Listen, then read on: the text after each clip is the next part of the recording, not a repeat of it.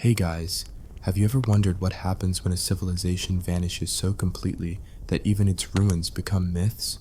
Picture sunken palaces, lost libraries, and a people so advanced they made the pyramids look like sandcastles, only to obliterate themselves in some cosmic whoopsie-daisy. Intrigued? You should be. Now, imagine being a straight-up Atlantean, sipping your morning ambrosia, blissfully unaware that tides and tectonic tantrums are about to crash your party. That's the nightmare we're unpacking today. Before you get comfortable, please hit like and subscribe, but only if you truly enjoy what I do. Drop a comment telling me where you're tuning in from and what time it is for you. It's always fascinating to see who's joining us from around the world. Now dim the lights, maybe turn on a fan for that soft background hum, and let's dive together into today's journey. Part 1: Birth of a Nightmare. Long before Atlantis earned its catchy name, spoiler alert, it means that place that will ruin your day. It was merely one of countless specks dotting the ancient world map. Our saga begins roughly 12,000 years ago, when sea levels were still negotiating with ice sheets and humans were experimenting with pointy sticks and fire. In the heart of the Atlantic Ocean, geologists today sniff and scratch their heads at a strange anomaly, but our Atlantean forebears were busy carving out a paradise. Imagine colossal walls of white marble, gleaming beneath twin suns. Okay, maybe just one sun, but in Playa del Atlantis it felt like two. They built harbors that would make Venice jealous, roadways paved so smoothly that your chariot's wheels whispered instead of squealed. Their engineers harnessed geothermal vents to keep crops growing in the harshest winters, and courtiers debated philosophy so passionately that they probably invented academic clickbait. But paradise always has a price tag. While the engineers and philosophers were busy flexing their brains, the ruling caste, an incestuous medley of princes, princesses, and assorted aristocrats, were perfecting the art of political backstabbing. Every council meeting started with perfumed greetings and ended with someone mysteriously falling off a balcony. After all, what's a utopia if you can't spice it up with a little palace intrigue? Despite the decadence, the common folk weren't exactly frolicking in fields of bliss. Laborers toiled endlessly in quarries and workshops, chiseling statues of Poseidon and polishing his trident until it gleamed like a disco ball. Sure, the daily wage included free bread and the occasional public festival, but when your overseer is an 8-year-old prince with a god complex, even free bread can feel stale. And trust me, stale bread is the least of their worries. Against this backdrop of grandeur and grunt work, Atlantis developed its secret weapon, the Atlantean crystal. Not your average rock shop knick-knack, this crystal pulsed with a strange energy that powered entire cities. It lit lamps, fueled machines that could drill through bedrock, and, according to heavily biased royal chronicles, allowed communication across vast distances. Think of it as the smartphone of antiquity, except if your phone could accidentally vaporize your lunch. Of course, with great power comes great finger-pointing. As crystal-powered contraptions proliferated, debates flared over ownership and usage. Should these miracles of technology serve the masses or fatten the coffers of the elite? Inevitably, secret guilds emerged, the technocrats who argued that only a select few could wield the crystal's might responsibly, and the egoists who demanded its secrets be shared with every potter and peasant. The tension simmered like a cauldron of molten ambrox, Atlantis' equivalent of coffee, giving birth to a clandestine resistance. Under moonlit skies, disguised artisans carved subversive slogans onto temple walls, while rogue engineers sabotaged crystal reactors, plunging entire quarters into eerie darkness. It was the original blackout protest, complete with fearful gasps and frantic royal edicts threatening public decapitation. Yet even these skirmishes felt almost quaint compared to the brewing geological nightmare. You see, beneath the city's foundations churned tectonic plates with the subtlety of a sumo wrestler on a trampoline.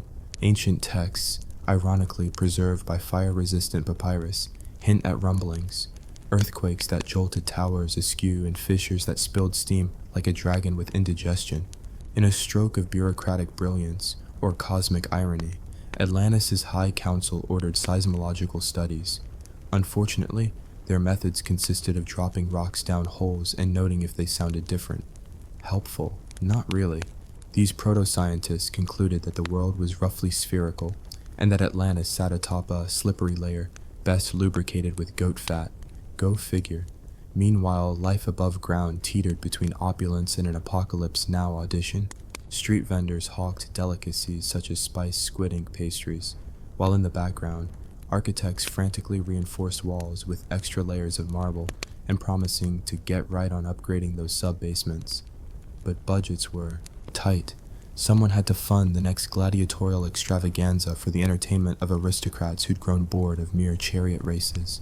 Amid these twists and tremors strode our hero, Lysandra of the Iron Quill. A scribe by day and amateur philosopher by night, she possessed the uncanny ability to spot absurdity in pen-biting satire that circulated furtively among the literati. Her pamphlet, On the Perils of Hubris and Radically Poor Infrastructure, became an underground sensation. Citizens read it while hiding behind temple columns, clutching it like a lifeline in human form, giggling at lines like, "If we spend one more drachma on golden statues, we'll have less to patch the giant sinkhole down Market Street." Naturally, the ruling class was not amused. They dispatched royal censors to suppress her work, only to discover that for every scroll they burned, 3 more would sprout up in the marketplace. It was akin to trying to stop gossip in a marketplace. Pointless, if not downright comical. Then came the day of the great crack. It began as ever with a faint rumble that no one took seriously, until entire streets undulated like waves on a troubled sea. Citizens spilled onto balconies, clutching their togas, while priests attempted last-minute rituals involving exotic spices and interpretive dance. The High Council hastily convened, robes billowing, and decreed that the crack was merely a hiccup, likely caused by overly dramatic tectonic theatrics. Problem solved, right? Spoiler, it was not. Over the next few hours, the fissure widened, swallowing market stalls, ornamental fountains, and some very unhappy goats. Panic spread faster than wildfire in a straw warehouse. Well-heeled patrons abandoned their feasts, tripping over each other's silk slippers in the rush to safety. The royal guards, trained for ceremony rather than crisis, lined up in perfect formation, only to realize that perfect formation was rather useless when the ground beneath you is splitting in half. Amid the chaos, Lysandra seized her tools, iron quill and all, and dashed toward the Palace of Echoes, where the Atlantean Council convened. She barged into the grand hall, where nobles were busy blaming each other in polite choral rebellion. "Stop this nonsensical finger-pointing," she cried. "This is not a council of dignitaries. It's a council of doomed aristocrats." A hush fell. For a moment, the absurdity of the situation struck everyone. Here they were, garbed in silk and precious gems, quibbling over tax rates as their city threatened to crumble. Lysandra's words cut sharper than any sword. The nobles exchanged guilty glances. Some even glanced at the growing crack outside, as if it might magically retreat. And there, dear viewers, our story pauses, on the brink of catastrophe, fueled by arrogance, invention, and geological misfortune. Will Atlantis muster the unity to stave off doom? Or will royal infighting and underfunded infrastructure seal their fate? Stay tuned for part 2, where we plunge deeper into the abyss, both literal and metaphorical, and witness the rise of underground resistance, crystal-fueled miracles gone awry, and perhaps the most ridiculous attempt at disaster management ever. Recorded, part 2, Descent into the Abyss. The aftermath of the Great Crack was equal parts spectacle and tragedy. Streets lay twisted like giant pretzels, fountains gaped open as if demanding tribute, and the aristocracy scuttled about in panic, their togas trailing behind them like confused barnacles. But beneath the chaos, a far more insidious unraveling was underway, one that would shatter Atlantis from the inside out.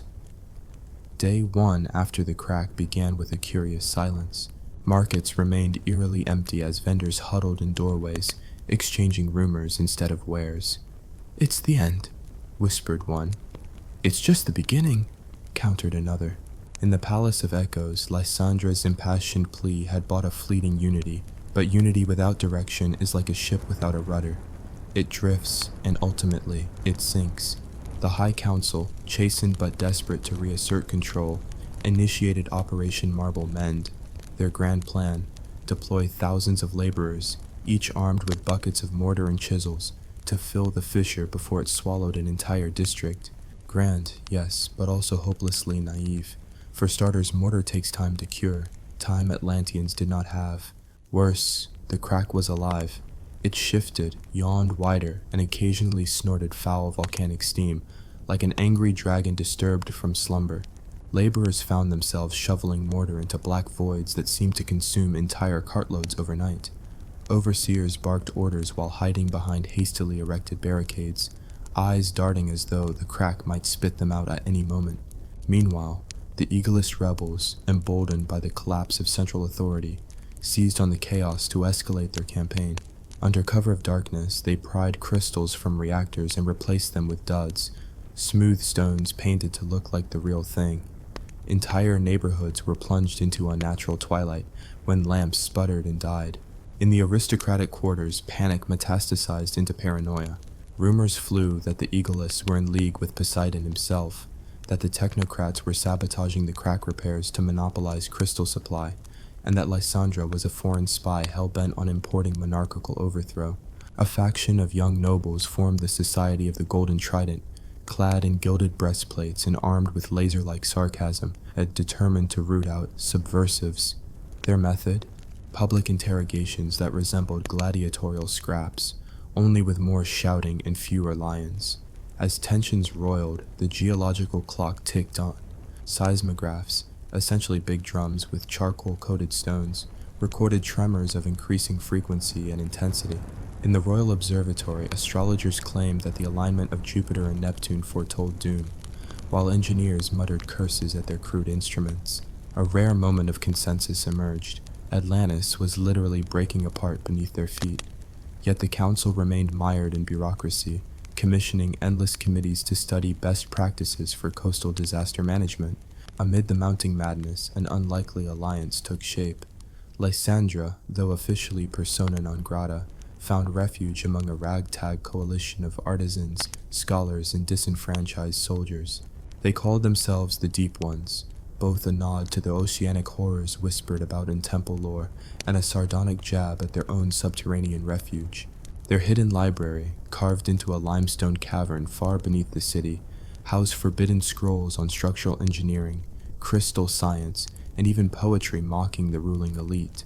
It was here, under the flicker of crystal-powered lamps, that Lysandra penned her magnum opus, the Abyssal Codex, a treatise on unity, resilience, and the absurdity of hubris.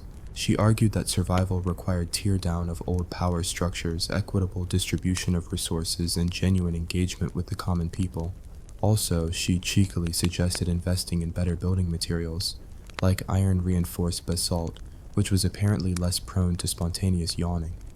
Word of the codex spread like mildew in a damp cellar. Disillusioned citizens memorized passages and scrawled them on walls. And without intending to, Lysandra became the spark for a revolution that threatened to engulf Atlantis. But revolutions are messy, and the Deep Ones had no army, only conviction and a motley assortment of hammers, chisels, and borrowed crystal drills. On the political stage, the technocrats made their move, claiming that only they possessed the expertise to harness crystal energy safely. They demanded exclusive rights to all remaining crystal mines. In exchange, they promised to fortify the city's foundations with crystal-enhanced shields, a dubious technology that emitted shimmering force fields at the slightest provocation. The council, coerced by fear and dazzled by techno-mysticism, conceded. Overnight, the technocrats became the de facto rulers, their laboratories buzzing with clandestine experiments. Meanwhile, the egoists, seething at the technocrat coup, escalated their sabotage. They infiltrated crystal vaults and rigged power conduits to overload, causing spectacular meltdowns that vaporized entire palace wings in showers of incandescent light. The blasts were as mesmerizing as fireworks, and nobles fled like startled peacocks, shrieking that the sky itself was raining fire. Caught between these extremist poles stood the ordinary Atlantean, the baker who struggled to keep ovens lit, the teacher whose students scattered like startled birds, the seamstress who patched together tattered robes while listening to distant tremors. Survival became a full-time occupation, and sarcasm the only defense against despair. Jokes about Atlantis, come for the ambrosia, stay for the crack, became alarmingly common. The physical descent mirrored the social one. Galleries of priceless art were sealed and abandoned. The famed Library of Tides, once Atlantis' crowning glory, containing scrolls on astronomy, medicine, and alcoholic recipes, was submerged under rising groundwater, its collection lost to damp rot and crumbling papyrus. Scholars mourned its demise with elegies that echoed through empty halls, their voices silenced only by dripping leaks and distant rumbles. At the height of the crisis, the sea itself grew restless. Tsunami warnings, uttered by frantic fishermen who swore they saw monstrous shapes in the surf, added salt to the wound. The city had been built half submerged, with canalways and aqueducts blurring the line between land and sea. Now, the ocean claimed new territories with indifferent hunger. Coastal districts vanished overnight, swallowed by frenzied waves.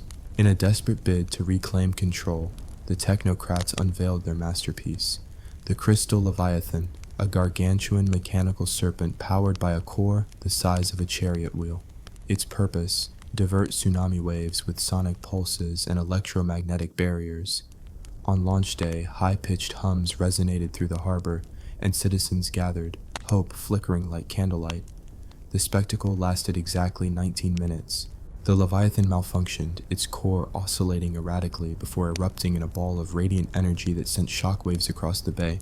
Boats capsized, sea creatures were reportedly mutated into strange luminous forms, and half the harbor was left looking like the aftermath of a particularly aggressive thunderstorm. The technocrats, scorched and humiliated, retreated into their labs, muttering about flawed prototypes and saboteurs. That failure marked the final straw.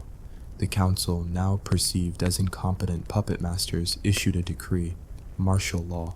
Soldiers patrolled broken streets, enforcing curfews and confiscating any crystals not officially sanctioned. Citizens huddled indoors, whispering of revolt. But where to turn? The Deep Ones lacked the manpower for a full uprising, and the technocrats had locked down all weapon-grade crystals. Into this vacuum stepped the cult of the Abyss, a fanatical sect worshipping the very crack that threatened to devour the city. They preached that the fissure was Poseidon's gateway, that only by offering sacrifices of crystal energy could Atlantis be reborn from its own ruins. Their rituals were bizarre, chanting at the crack's edge, tossing activated crystal shards into its depths, and igniting wildfires of incense smoke that turned twilight into a swirling haze. As the cult's influence grew, so did the crack. Whether through mystical synergy or simple physics, the fissure yawned ever wider, severing districts and leaving bridges suspended like frozen tongues. People began migrating underground, building makeshift encampments in caverns once reserved for secret ceremonies. Above, the surface world devolved into warlordism. Petty tyrants carved out fiefdoms, taxing passage through broken archways and selling crystal lamps at exorbitant prices. Through it all, Lysandra refused to give up. Leading a small band of scholars and engineers, she ventured into the deepest caverns, seeking a solution hidden in the bedrock, a geological keystone of rare, tide-worn basalt that might stabilize the plates if anchored correctly. Legend held it was discovered centuries ago by the city's founders, then lost to time when greed drove Atlanteans to mine crystals instead of rock. Their quest was perilous. Caverns flooded without warning, stalactites shivered ominously overhead, and echoing roars hinted at subterranean beasts disturbed by the ruckus. At one point, Lysandra nearly drowned when a sudden surge flooded their passage. Her companions only saved her by risking exposure to toxic vapors. Each step deeper tested their nerves, but also forged unbreakable bonds. In the face of shared peril, class distinctions dissolved, and a new fellowship emerged. Finally, in a cathedral-like chamber lit by bioluminescent fungi, they found it, the Keystone Monolith, a solid column of basalt encrusted with crystalline veins.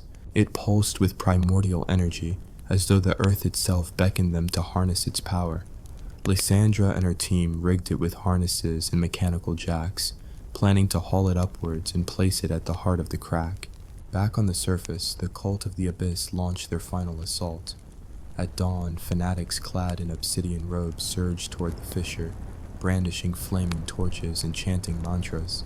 Soldiers opened fire, technocrats summoned defensive fields that inevitably flickered and died, and entire districts became battlegrounds. It was a crescendo of chaos, bullets ricocheting off cracked marble, cries of zealots blending with the roar of the earth. As the world above boiled over, Lysandra's team emerged with the Keystone Monolith. They crested the cavern mouth to behold the devastation. once grand avenues reduced to rubble, waterlogged plazas teeming with desperate refugees, and the crack itself, now a chasm wide enough to swallow a temple. With no time to spare, they set to work, levering the monolith into position as tremors shook the ground beneath their feet. For a heart-stopping moment, nothing happened. Then, with a roar like 1,000 avalanches, the crack began to close. Plates ground together and dust billowed skyward.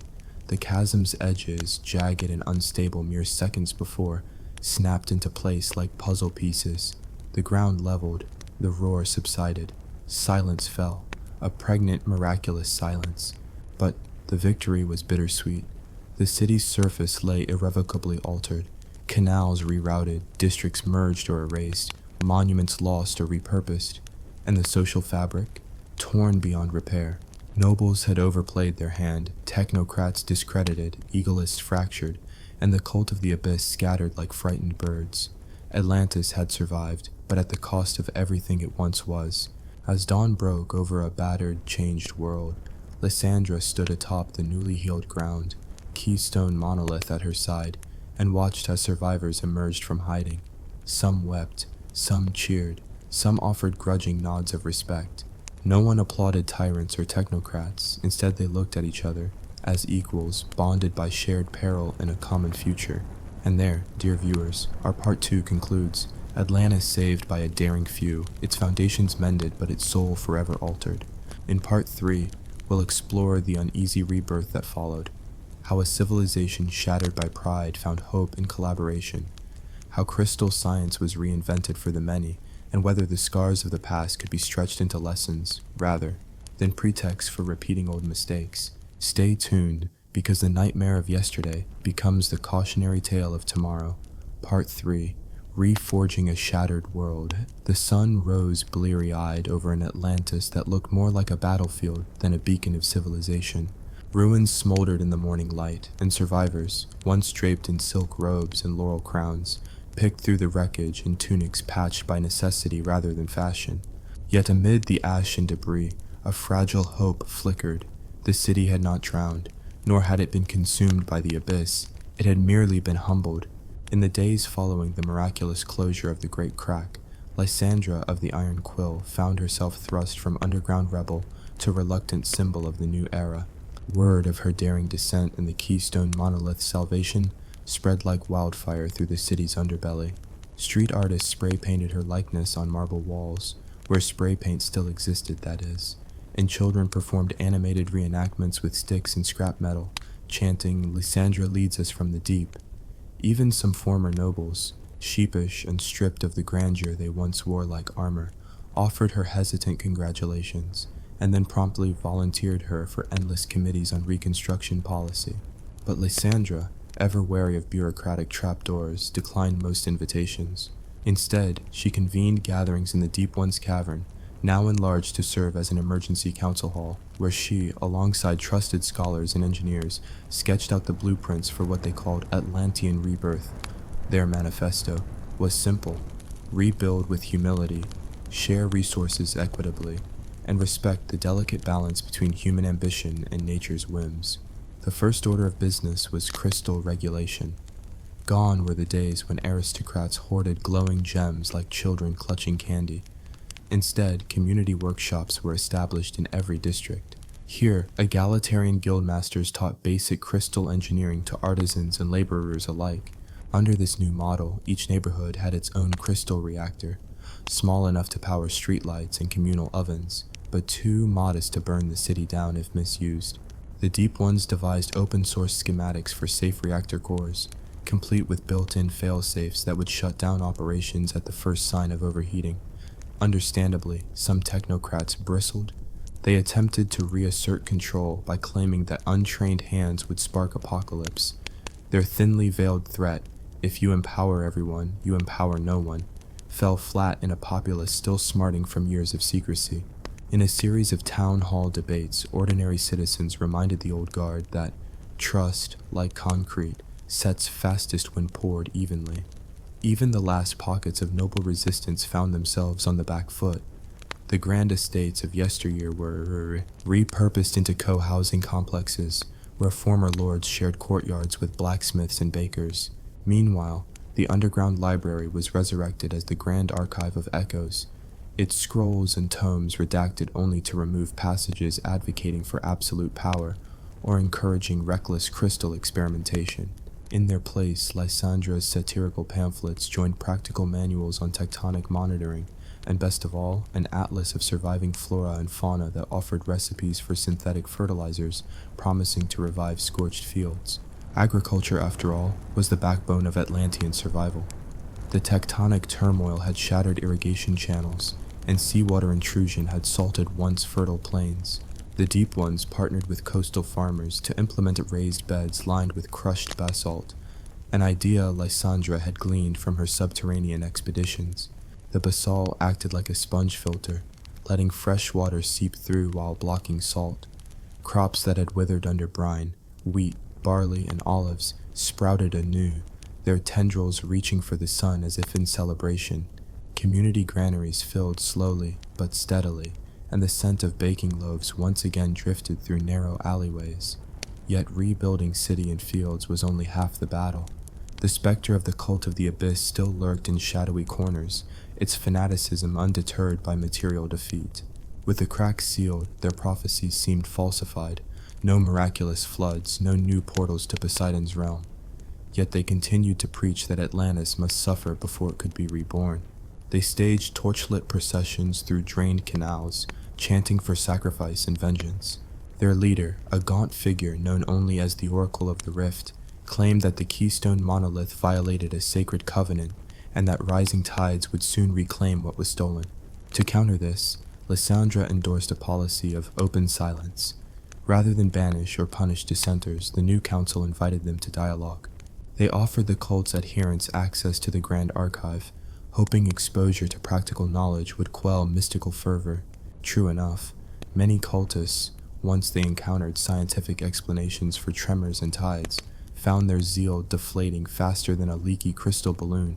However, a determined minority retreated into the city's labyrinthine sewers, vowing to undermine the new order from below. Rumors of explosive-laden crystals hidden in forgotten tunnels kept the populace on edge. Diplomatic relations with neighboring polities required no small amount of finesse. Encouraged by tales of Atlantis' downfall, other realms had closed their borders or dispatched envoys bearing gifts of grain and metal. Lysandra, accompanied by a ragtag envoy of scholars and craftsmen, embarked on a goodwill tour to Tyre and Carthage, where she delivered speeches laced with irony and humility. We Athenians once thought we invented democracy, until we discovered half. Our citizens were women, slaves, or under 10 years old. We Atlanteans thought we invented everything, until we learned that even granite cracks. Her candor won laughter and respect, and alliances were forged to exchange knowledge. Tyrian dye for Atlantean crystal stabilizers, Carthaginian horsemanship for defensive bastions. Back home, civic life blossomed in unexpected ways. Public theaters, once reserved for tragedies extolling royal lineage, opened their stages to satirical plays mocking bureaucrats and technocrats alike. One hit production, a comedy of cracks, dramatized the city's descent into chaos with puppets made from discarded marble chips. Citizens lined up for hours to see themselves lampooned. Laughter, it seemed, was the best salve for collective trauma. Education, too, underwent a radical overhaul. Children no longer learned by rote recitation of edicts. Instead, classrooms doubled as workshops, where lessons in math and philosophy were paired with hands-on crystal experiments and carpentry projects. Some elders grumbled that this diluted academia, but most parents praised the approach when their youngsters built sturdy footbridges across flooded fields or devised simple warning sensors to detect tremors. One of the most ambitious undertakings was the reconstruction of the Grand Canal, the city's lifeblood, which had become a broken ribbon of stagnant pools. Engineers and fishermen collaborated to reroute water flow, implementing sluice gates carved from basalt and powered by clockwork mechanisms. These new designs, less ornate but far more functional, not only restored transportation and irrigation, but also provided controlled environments for fish farms, introducing tilapia and eel species that thrived in the gently moving waters. With infrastructure slowly restored, social wounds became the next frontier. Long-standing animosities between districts, once reinforced by walls and barriers, had been temporarily suspended during the crisis, but old grudges threatened to resurface as stability returned. The council, wary of balkanization, initiated the Festival of Unity, a month-long celebration featuring inter-district competitions in music, athletic games, and culinary showdowns. The grand finale pitted teams in a citywide relay race, with each leg requiring them to carry a branded crystal shard through different terrains, markets, quarries, and aqueducts, symbolizing the collaborative spirit needed to keep Atlantis standing. When the final torch passed through the Senate steps and ignited a beacon atop the reconstructed lighthouse, the crowd erupted in cheers. For a brief, triumphant moment, Atlantis felt indivisible, but every triumph harbors seeds of complacency. In the festival's aftermath, whispers emerged. Had the city become too confident?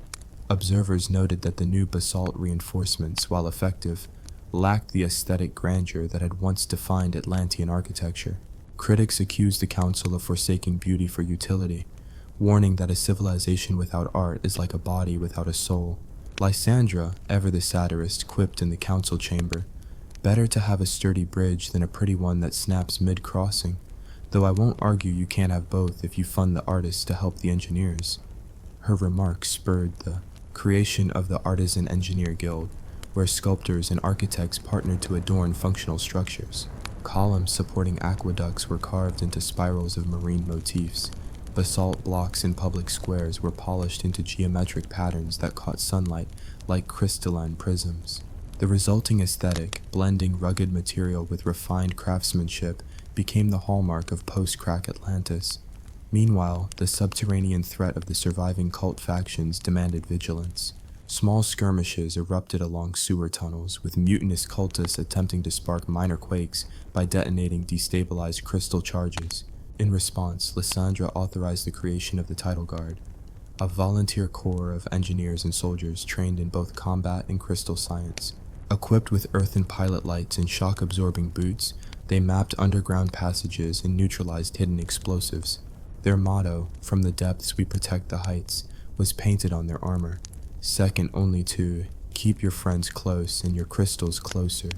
By the time the third anniversary of the Great Crack approached, Atlantis had transformed from a fractured ruin into a mosaic of resilience. The city's heart had been mended not by autocrats or technocrats alone, but by a chorus of voices, scholars, artisans, farmers, and even former cultists who renounced fanaticism in exchange for practical roles.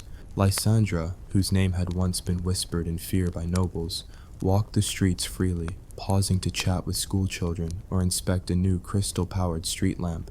Yet she never forgot the misery and hubris that had brought Atlantis to the brink. In her final address during the anniversary festival, she reminded citizens that vigilance was their greatest ally. "Our city," she declared from the lighthouse's summit, "stands because we chose collaboration over elitism, pragmatism over pride, and humor over hysteria. But the earth beneath us is neither friend nor foe. It is indifferent. We must continue to build wisely, share generously, and laugh at our own pretensions, lest we drown in our arrogance once more."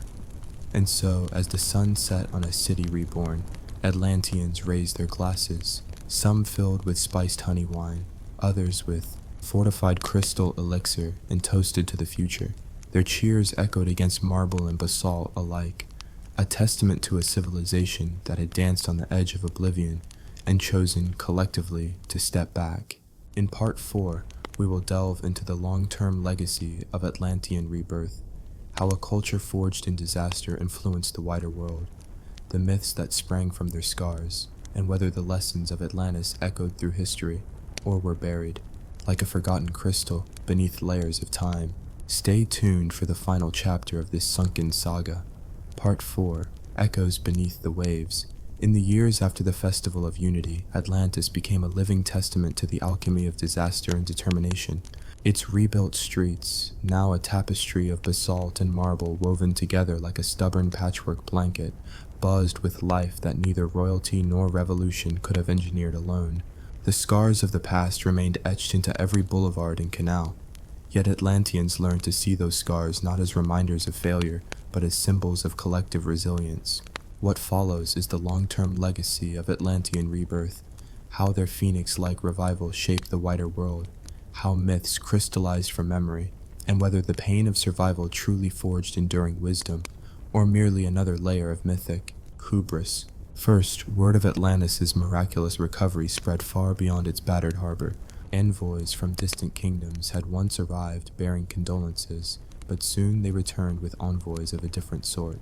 Merchants seeking the famed basalt filters that revived irrigated fields, architects eager to study the marriage of durability and beauty in the new aqueduct columns, scholars drawn by whispers of the grand archive's once forbidden volumes, caravans laden with Tyrian purple, Egyptian papyrus, and Lydian silver wended their way to Atlantis' gates, each hoping to glean a fragment of the city's secret, how to transform catastrophe into opportunity without losing one's mind or sense of humor. Atlantean crystal engineers, once jealously guarded as an exclusive caste, found themselves at the center of an intellectual diaspora.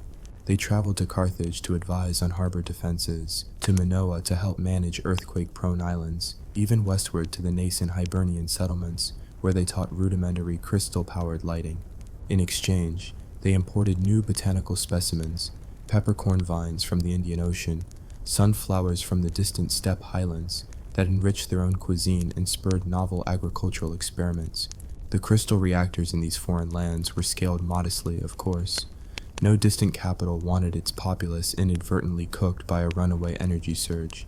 Meanwhile, the Grand Archive of Echoes became a pilgrimage site for scholars and skeptics alike. Some sought the original scrolls of Lysandra's Abyssal Codex, hoping to decode the precise combination of satire and practical guidance that had captivated an entire civilization. Others pored over the technical almanac of subterranean engineering, whose hand-drawn diagrams of caverns and keystone monolith placements read like blueprints for defying the Earth's wrath. Priests from the cult of the Abyss, many of whom had recanted in the face of empirical evidence, found themselves serving as cautious tour guides, pointing out the very crack that had birthed their religion, now sealed forever by human ingenuity. Yet myth has a way of bending facts to narrative desire. Generations later, tragedians would pen plays with titles like The Rise and Fall and Rise Again of Atlantis, in which heroic figures wielded crystal scepters that parted seas with a single command. Poets wrote odes imagining Poseidon himself applauding from the depths as Atlanteans hoisted the keystone monolith into place. These works, while stirring, glossed over the inconvenient truth that the monolith's success owed as much to goat-fat lubrication of jacks, improvisational teamwork in pitch-black tunnels, and a merry accident involving loose jam jars acting as makeshift bearings. History marched on, but the deeper reality, the messy alchemy of trial and error, remained buried beneath layers of stylized verse. The real test of Atlantis' rebirth came when the next disaster struck, and it did, as sure as any tide. 17 years after the Great Crack, a massive hurricane formed unexpectedly in the mid-Atlantic, its winds fueled by warm currents and a touch of bad luck. The western coast bore the brunt. Waves surged over seawalls that had seemed impervious, flooding lower districts in a brackish cocktail. Citizens, remembering the terror of tsunami rumors, braced for the worst. But this time, the city's network of sluice gates and raised basalt beds performed admirably, channeling the floodwaters into designated reservoirs. Street lamps, once prone to sputtering out, now relied on backup crystal cells powered by communal microreactors, each neighborhood's safety net. Sailboats repurposed as emergency barges ferried supplies, and volunteers clad in title guard uniform, engineers and soldiers in equal measure, coordinated evacuation zones with calm precision. When the storm subsided, damage assessments revealed more bruises than breaks. Crops in inundated fields had suffered, but ancient seed banks, cataloged in the Grand Archive, allowed rapid replanting. Families displaced by flooding found temporary shelter in community halls, sharing hot broth drawn from communal ovens. The Festival of Remembrance, held weeks later, was less celebratory and more solemn. Citizens gathered in the reconstructed amphitheater to honor those who'd lost homes, roads that had washed away, and a few brave goats who'd flapped down canals in a tragicomic twirl. Speeches acknowledged the persistent dance with nature. Atlantis would never be bulletproof, but it could be bullet-resistant if it remained humble. This ethos seeped into Atlantean philosophy. birthing a school of thought known as humble materialism. Its tenets, inscribed on public plaques in both common tongue and scholarly runes, asserted, "Knowledge is a river, dam it, and it will spill elsewhere. Channel it wisely, and it nourishes all fields." Artisans incorporated these words into motifs on fountains and public benches. When a minor tremor rattled the city 2 years later, children recited them for comfort, as though an ancient mantra could calm tectonic tantrums. Culturally, the fusion of satire and survival found lasting expression in Atlantean theater and literature. The annual comedy of cracks became a staple, reimagining the original blackout protests with puppets powered by tiny crystal cores, flickering lights casting dramatic shadows that sent audiences into fits of laughter. Satirical journals multiplied, each parroting municipal decrees, crystal safety bulletins, and occasionally Lysandra's own speeches, now fair game for gentle ribbing. It was said that if you could weather an Atlantean joke about bureaucracy, you could weather anything. Politically, Atlantis evolved into a hybrid democracy unlike any other. The Council of Districts, born from the egalitarian reforms of the Deep Ones, balanced representation from artisans, farmers, scholars, and those rare technocrats who embraced openness. High council meetings began with a minute of silence for past mistakes, followed by a round of community-sourced questions.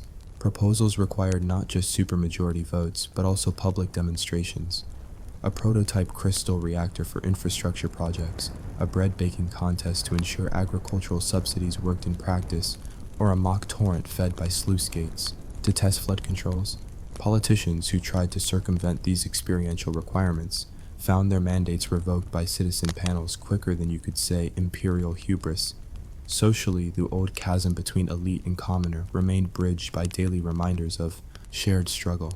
Famous noble families, once the targets of Lysandra's most biting pamphlets, had taken up humble professions, some running public bakeries, others teaching at vocational schools, and a few even joining the title guard, swapping gilded armor for soot-streaked overalls.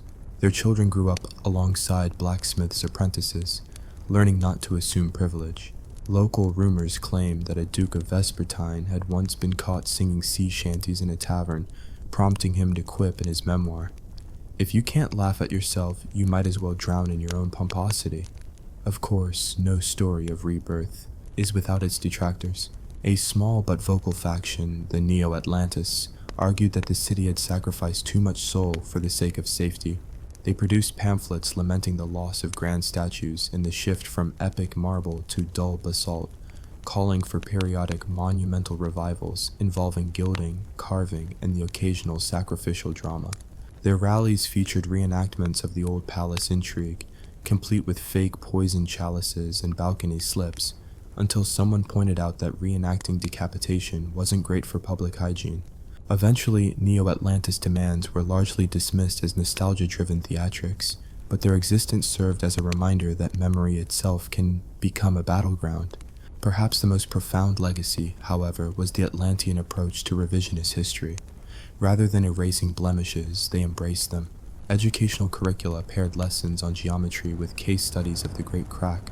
Students measured angles of fissures as proof that human error and geological forces collaborate spectacularly. Public monuments commemorating not just heroes, but also blunders and blunderers stood in plazas, rostering prime ministers who'd misread seismic data, engineers whose reactor gauges had failed, and yes, even Lysandra's own misprints in the first edition of her pamphlet that had caused a minor panic over supposed ghost signals in the sewers. It was a system designed to inoculate future generations against the seduction of perfection. Beyond Atlantis' shores, its story inspired other societies to reassess disaster responses. In the mountain-clad kingdoms to the east, engineers adopted basalt filtering techniques to protect terraced farms from landslides. Maritime republics in the south integrated communal microreactors into their lighthouses, reducing shipwrecks by illuminating rocky shoals. Even desert city-states experimented with raised bed agriculture to mitigate salt intrusion from underground aquifers. Each adaptation bore the Atlantean stamp, a blend of practical engineering, communal sharing, and a dash of wry humor.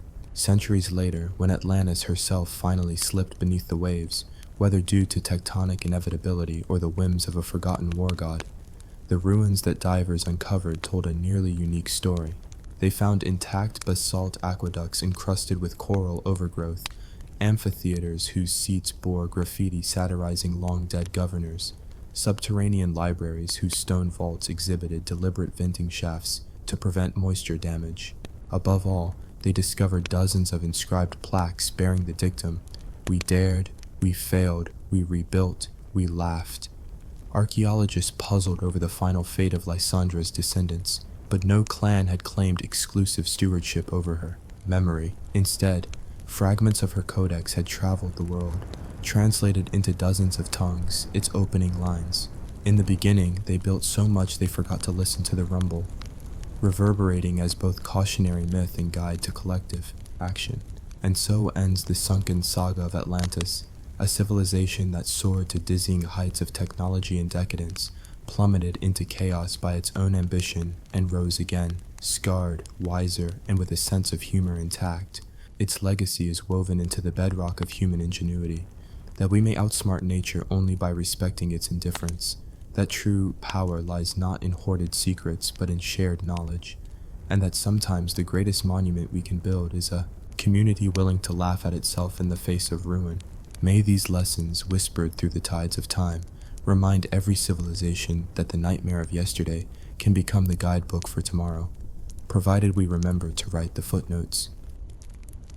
The entire story of ancient Babylon's rise and fall. Part 1. Mud, Madness, and the Accidental Birth of Civilization. What if I told you that one of the world's first great empires was founded not on glory or divine right, but on swamp, mud, beer, and the sheer terror of being stabbed by a neighboring farmer? Welcome to Babylon, a city born in chaos, swaddled in superstition, and somehow, against all odds, crowned queen of the ancient world. Before the hanging gardens, before the tower that poked the gods in the eye, there was just a mess of huts, herds, and very cranky priests trying to make sense of flood seasons and crop rot. This isn't the story of Babylon as told by textbooks. This is Babylon with all the blood, blunders, and bureaucratic absurdity left in.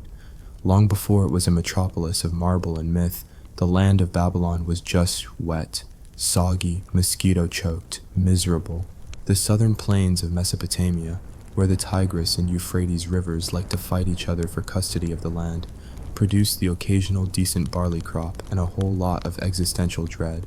Early settlers didn't choose this place because it was comfortable. They chose it because they could sort of not die here. What passed for architecture in these early days was sun-baked mud bricks stacked into rectangles and prayed over desperately. Every home was one hard rain away from being a pile of sludge. But then came irrigation, essentially giant muddy ditches that screamed, "We are organized now," and Babylon's ancestors began to outpace the villages around them. If you had enough water and could count past 10, you were basically a regional superpower.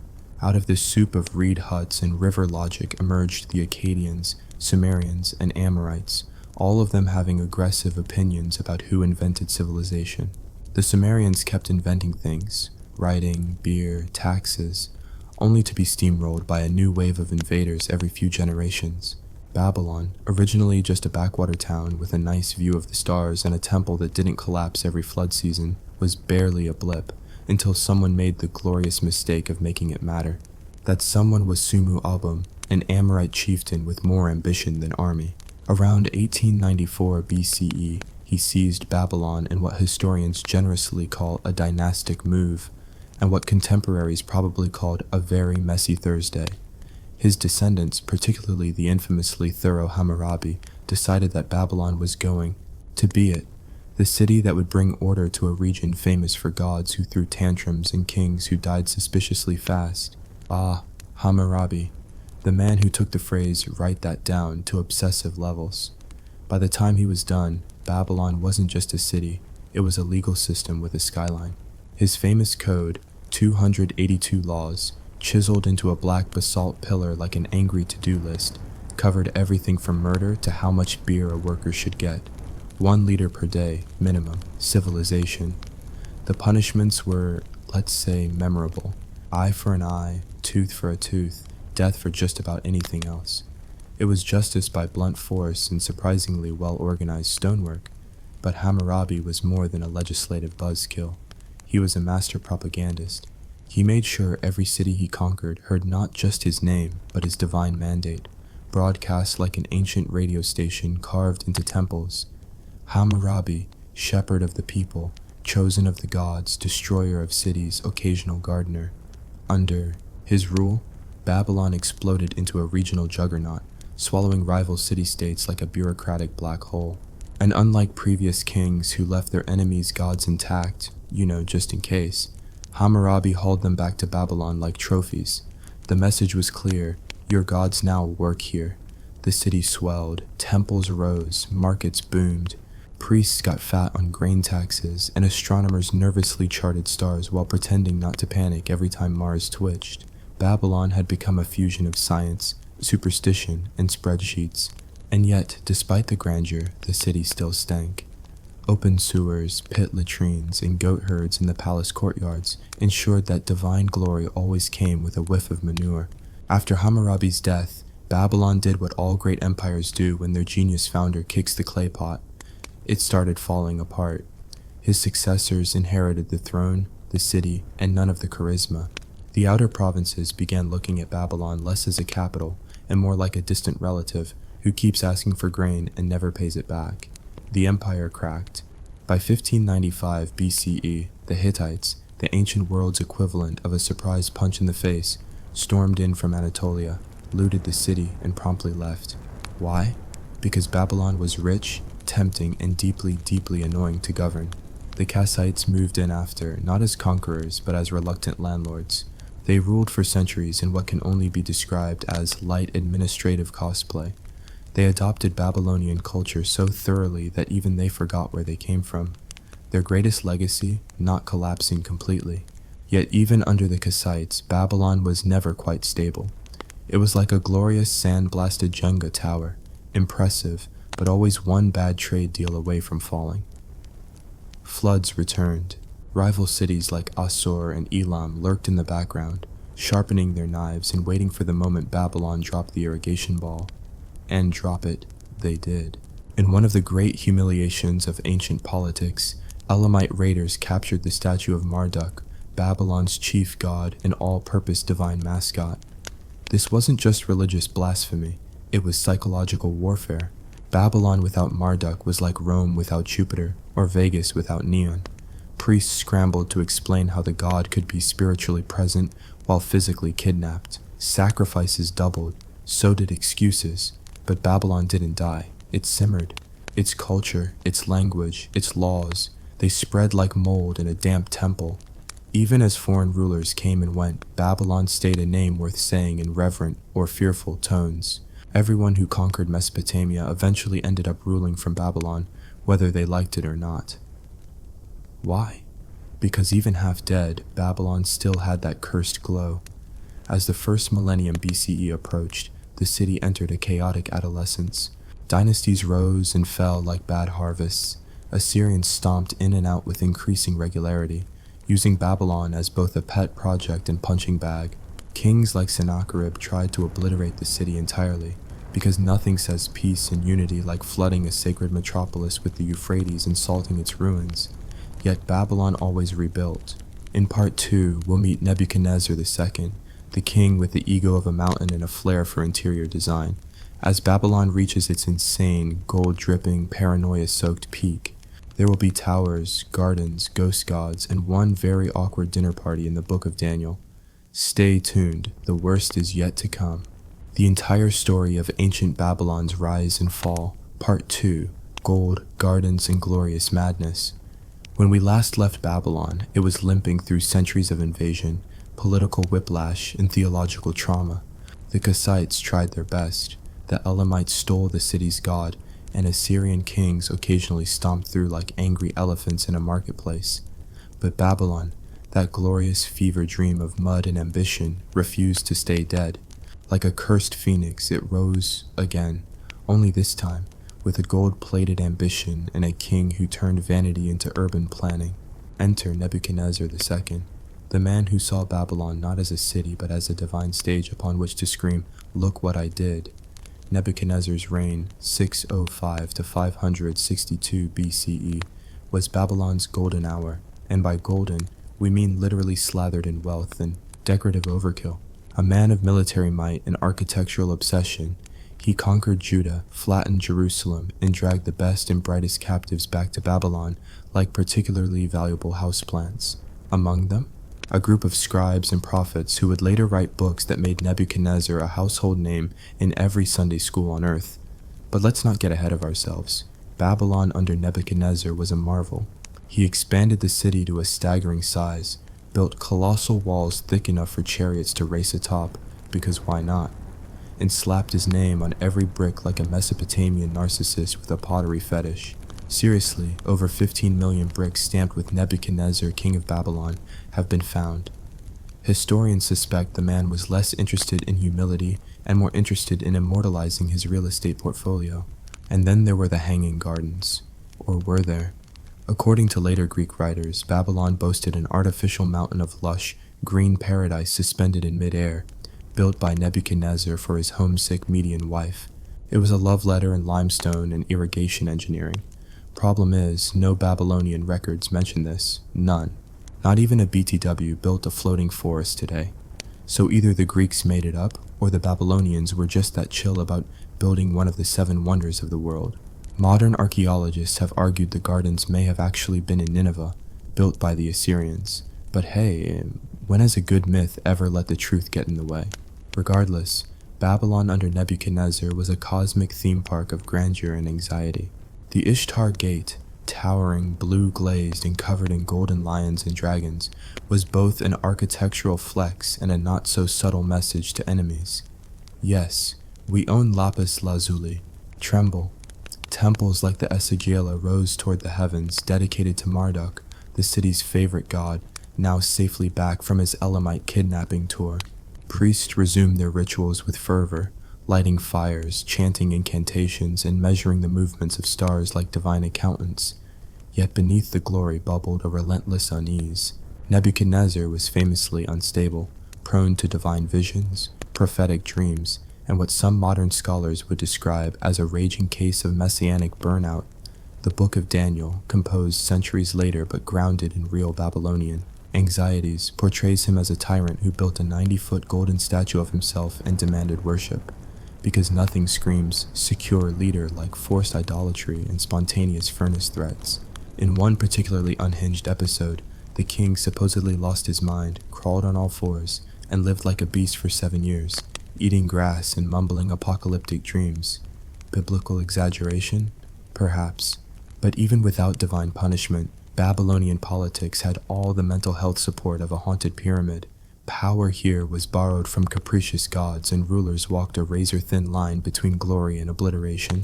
And when Nebuchadnezzar finally died, Babylon did what it always did after a strong ruler passed away. It panicked. His sons and successors fumbled the golden torch like it was made of wet clay. The throne passed hands with dizzying speed. One king ruled for mere weeks before being assassinated by his own nobles. Others died mysteriously or were shoved aside by ambitious priests and generals. The once mighty city began to crumble, not physically, but spiritually. Its walls stood firm, but its soul frayed. Meanwhile, in the west, a new force stirred: Persia. Cyrus the Great, a leader with patience, propaganda skills, and a gift for not murdering everyone in sight, had begun sweeping through the Near East like a polite hurricane. Unlike the Assyrians, who burned cities and wore enemy heads as fashion accessories, Cyrus preferred conquest by charm. He promised order, stability, and the return of exiled gods. For Babylon, a city exhausted by infighting and apocalyptic fever dreams, this sounded suspiciously like salvation. In 539 BCE, the Persians arrived. Now, Babylon could have fought. It had walls taller than dreams and gates built to withstand time itself. But the people were tired, the priests were fed up, and the last Babylonian king, Nabonidus, had spent so much time worshipping the moon god Sin that Marduk's clergy were actively rooting for a regime change. So, in one of the most anticlimactic sieges in ancient history, Babylon surrendered. Cyrus entered the city not as a conqueror, but as a liberator. There were no fires, no massacres, no looted temples, just a quiet change of management and a new round of propaganda tablets declaring how happy everyone was to meet their new Persian overlord. Under Cyrus and his descendants, Babylon remained important, respected even, but its identity began to fade. The Persians had their own capitals, their own gods, their own dreams of empire. Babylon was now a prestigious province, a jewel repurposed for someone else's crown, but the decline was not sudden. Babylon still functioned, still worshipped, still wrote in cuneiform, while the rest of the world switched alphabets like fashion trends. Scholars translated omens, astronomers tracked Venus, bureaucrats filed taxes in triplicate. Babylon in a way was still Babylon, just slower, older, more tired. In part 3, we'll watch as Babylon faces the ultimate humiliation: invasion by a sunburned teenager with a grudge against Persia, the unholy wedding of East and West, and the slow, tragic sinking of a city that once tried to kiss the gods. The tower will fall, the bricks will be scattered, and Babylon's ghost will begin to haunt history. Stick around, the real apocalypse is just getting started. The entire story of ancient Babylon's rise and fall. Part 3, Alexander's Dream and Babylon's Slow Death. Let's set the scene. It's 331 BCE. Persia, once the mighty juggernaut that politely absorbed Babylon into its bureaucratic embrace, is now in deep, burning trouble. Why? Because a sun-drenched Macedonian twink with daddy issues and an unshakable belief in his own godhood has marched across the known world, leaving philosophical conversations and smoking ruins in his wake. Yes, Alexander the Great, armed with Aristotle's teachings, a sword, and the attention span of a caffeinated hawk, has entered the chat. After humiliating the Persians at Gaugamela, Alexander doesn't march to Babylon. Babylon opens its gates to him with the weary enthusiasm of someone who's seen this movie before and just wants to survive until the credits roll. The priests come out, the nobles bow, the people cheer, or pretend to. After all, Babylon has learned one thing over the centuries: conquerors come and go, but if you flatter them well enough, they might leave your temples intact. And Alexander? Oh, he's enchanted. This is no dusty provincial town. This is Babylon, the fabled city of ziggurats, of cosmic rituals, of lions and glazed brick. The scent of incense hangs in the air. The priests of Marduk chant his eternal name, and somewhere deep inside the city a drunken philosopher is probably arguing with a goat. Alexander, who wants nothing more than to outshine Achilles and remake the world, falls head over sandals in love with the place. He starts making plans. Forget Athens, forget Macedon. Babylon, Alexander declares, will be his new capital, his East meets West utopia, a world empire headquarters where Greek rationalism and Mesopotamian mysticism will hold hands and sing ballads to the stars. He orders grand construction projects, a new harbor, a palace so vast it makes Nebuchadnezzar's look like a pool house. He even dreams of restoring the crumbling Tower of Babel. Yes, that tower. Because if anyone is going to finish humanity's divine overreach project, it might as well be him. But Babylon is a hungry bride, and Alexander, well, he overcommits. In 323 BCE, after a series of wild drinking binges, unceasing military campaigns, and maybe a touch of malaria, Alexander dies in Babylon at the age of 32. Just like that, his world-spanning dream vanishes like incense smoke. His generals, known as the Diadochi, immediately begin clawing at his empire like starving wolves over a carcass. Babylon, once promised greatness, now becomes a contested chess piece in a war of egos. One general takes over, then another. Armies march in, march out. The temples fall into disrepair. The scribes keep writing, but their tablets now record petitions and property disputes instead of divine omens and kingly conquests. Babylon becomes less a city and more a memory. Glorious, yes, but increasingly irrelevant. And then comes the final insult: the Parthians. These are horse lords from the northeast, less obsessed with urban splendor, more into mobility and archery and confusing Roman generals. By the 2nd century BCE, Babylon has been absorbed into their loose, often chaotic control. The city is now a relic, impressive, dusty, inconveniently located for modern warfare. Temples crumble, the Ishtar Gate fades. The ziggurat of Etemenanke, once a skyscraper for gods, is a ruin haunted by goats and myths. By the time the Romans take interest in Mesopotamia, Babylon is already a shell. Roman writers visit and express vague disappointment, like tourists who expected grandeur and found weeds. Here stood Babylon, they write, with the wistful tone of people who showed up late to the greatest party in history. And yet, even in this decline, Babylon does not die easily. Scholars continue working in its temples as late as the 1st century CE. Astronomers still chart the stars, still record eclipses with eerie precision. One last gasp of scientific brilliance before the final silence. But eventually even that fades. The language of Akkadian dies out. Cuneiform, once the cutting edge of human communication, becomes unreadable. The last known tablet was written around 75 CE. After that, nothing. A silence that echoes louder than any proclamation.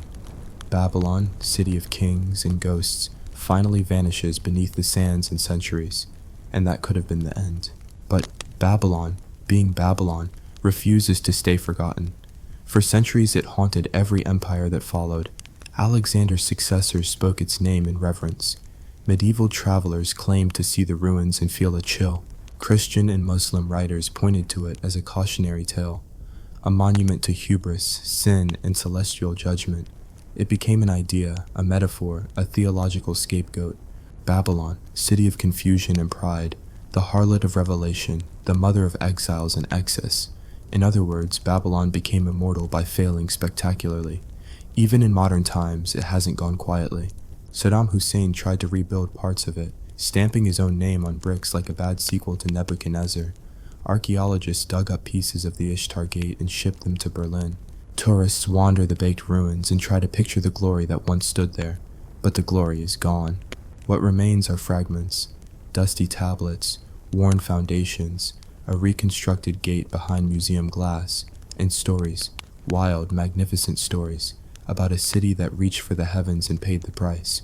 In Part 4, we'll descend into Babylon's legacy, how it twisted through religious texts, haunted every future city of ambition, and became a symbol not of civilization, but of its undoing. Because Babylon may be dead, but its ghost still whispers. The entire story of ancient Babylon's rise and fall. Part 4, Babylon's undead legacy and the curse of greatness. Babylon should be dead by now, not metaphorically, literally. It should be a pile of dust under the desert sun, a name forgotten, like a bad password or a MySpace account. But instead, Babylon became something far more powerful and far more cursed. It became a symbol. Let's start with the Book of Revelation, where Babylon makes its most dramatic comeback. Only now, it's not a city. It's the whore of Babylon, clothed in purple and scarlet, drunk on the blood of saints, riding a 7-headed beast like she's in a heavy metal album cover. What did Babylon do to deserve this glow down? Well, for early Christians, Babylon was the catch-all villain. It wasn't just an ancient empire, it was the symbol of worldly corruption, decadence, pagan pride, and oppressive power. In their minds, Babylon was everything they wanted to leave behind. Kings pretending to be gods, temples lined with gold, and people worshipping stars instead of salvation. Was it fair? Of course not. Babylon hadn't done anything in 500 years. But history is not about fairness, it's about drama. And Babylon was perfect for the role of history's seductive villain. Soon, Babylon became shorthand for anything that needed to be toppled. Catholic Rome, Babylon. Protestant England, Babylon. The United States, Babylon. The IRS, possibly Babylon.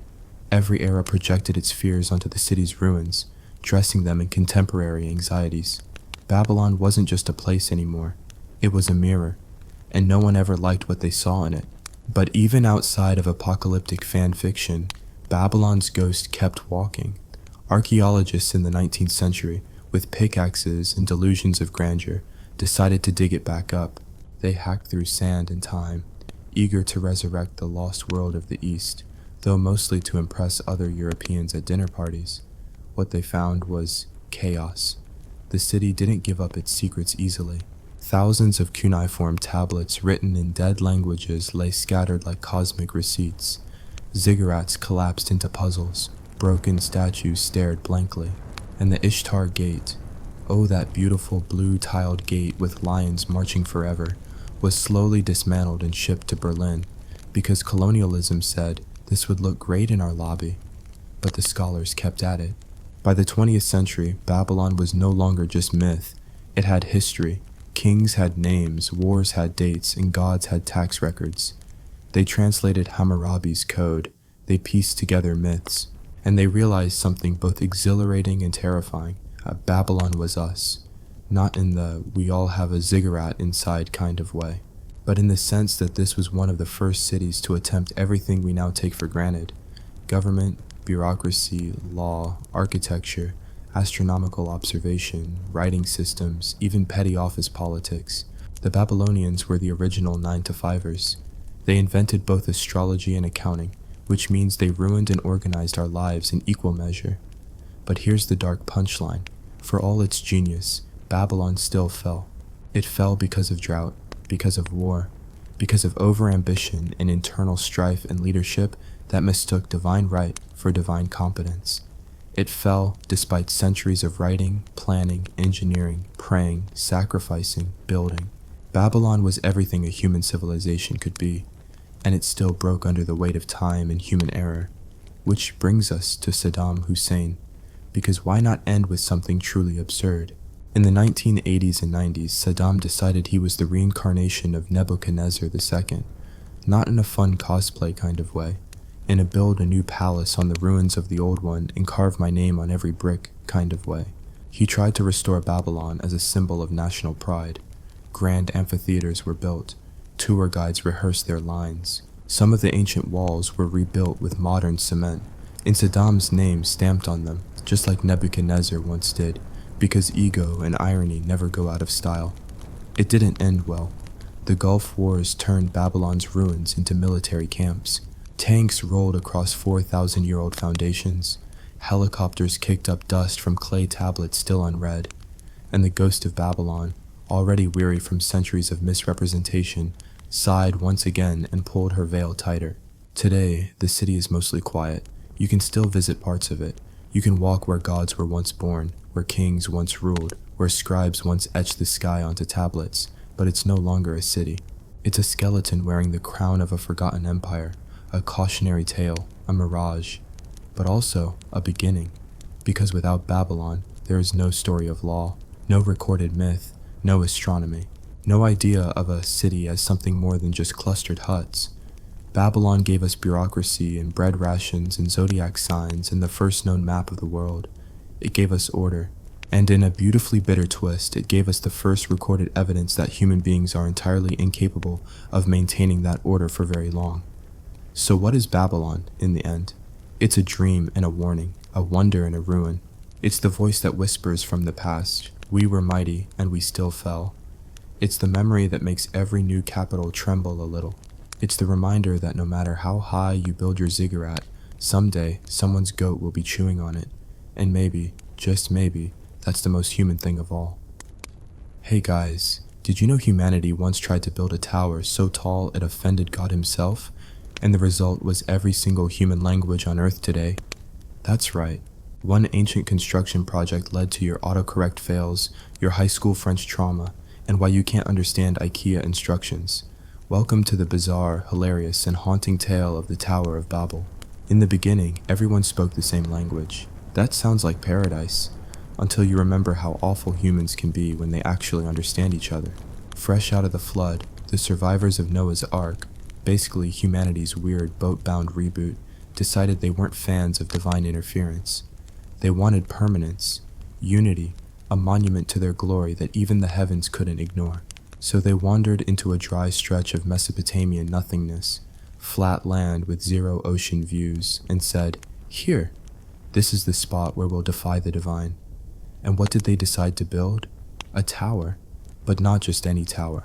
A brick-by-brick stairway to heaven, not metaphorically, literally, a structure that would pierce the clouds, a cosmic ladder for mankind to crawl up and plant a flag on eternity. Enter Babel. Now, let's pause for a second and appreciate the irony.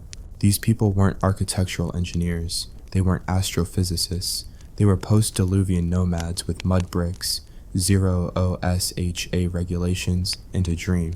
And their plan was basically, let's stack things until we reach God. This was the ancient version of crowdsourcing. No permits, no blueprints, just vibes and raw ambition.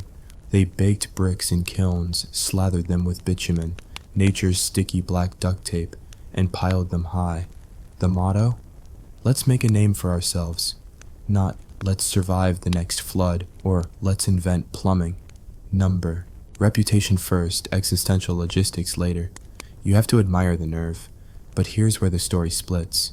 Because the Bible gives us the theological horror version, while archaeology offers something much messier and frankly more chaotic. In the Genesis narrative, God takes one look at this increasingly absurd skyscraper in progress and thinks, oh no, they're unified. That's dangerous. So he drops what can only be described as the ultimate middle finger to teamwork. Language fragmentation. One morning, like a divine prank show, workers show up and suddenly, nobody understands each other. Pass the brick. What? Give me the brick. Keh. Just hand me the, why are you speaking Sumerian? Chaos ensues. Workers scream in incomprehensible dialects. Foremen bark orders to empty air. Scribes throw styluses in frustration. The entire construction effort collapses, not from bad engineering, but from bad communication. And that's how we got languages. According to this tale, French exists because someone annoyed God while laying bricks in the desert. Thanks, Babel. But that's just the mythic frame. If we zoom out from scripture and dig into the dust, we find something eerily similar in the historical record, the ziggurat, specifically the Etemenanki. It means temple of the foundation of a heaven and earth, a very chill and not at all arrogant name. Located in Babylon, it was a massive, stepped tower rising skyward, said to be the inspiration for the Tower of Babel myth. The real thing wasn't just a metaphor, it was a physical beast, 7 terraces tall, painted in bright colors, crowned with a temple to the god Marduk. The people of Babylon weren't trying to provoke a cosmic crisis, they just wanted to connect with the divine. Closer to the gods meant better blessings. That was the idea. But myth has a way of distorting reality like a funhouse mirror. In the eyes of ancient Hebrew scribes, Babylon wasn't just a city, it was the enemy. The empire that would later sack Jerusalem, burn the temple, and drag their people into exile. So of course, Babylon had to be the bad guy. And the tower? The ultimate symbol of human arrogance, the ancient equivalent of building a missile silo and calling it a peace offering. So what we're really seeing in the Babel tale is a polemic, a warning, an origin story designed to explain why humanity is divided and why collective pride always ends in rubble. But wait, let's go even deeper, because here's the uncomfortable truth. Language itself is both our superpower and our curse. Think about it. Language lets us love, lie, worship, negotiate, manipulate, flirt, insult, write poetry, draft treaties, start wars. It's the tool that shaped every civilization, and Babel tells us it all began with a cosmic punishment. That's some next-level narrative weight. It's like saying fire was invented because Prometheus got grounded, and that brings us to the pain of ancient survival. Imagine being one of the poor souls in Babel when the language bomb went off. One day, you're laying bricks and cracking jokes with your crew. The next, your best friend is suddenly speaking Proto-Indo-European, and you're babbling in ancient Dravidian. You're still trying to build the tower, but now someone thinks bring the hammer means throw the baby. The project collapses, not because of war, not because of famine, but because no one could say, watch your step. This is the true horror of Babel, not divine wrath, but the absolute fragility of human cooperation. How easily it shatters when words break down. How quickly progress turns into entropy the moment meaning slips through our tongues like sand. So what did they do? They scattered. The builders of Babel, now linguistically orphaned, wandered off in every direction, founding new tribes, new cultures, new grievances.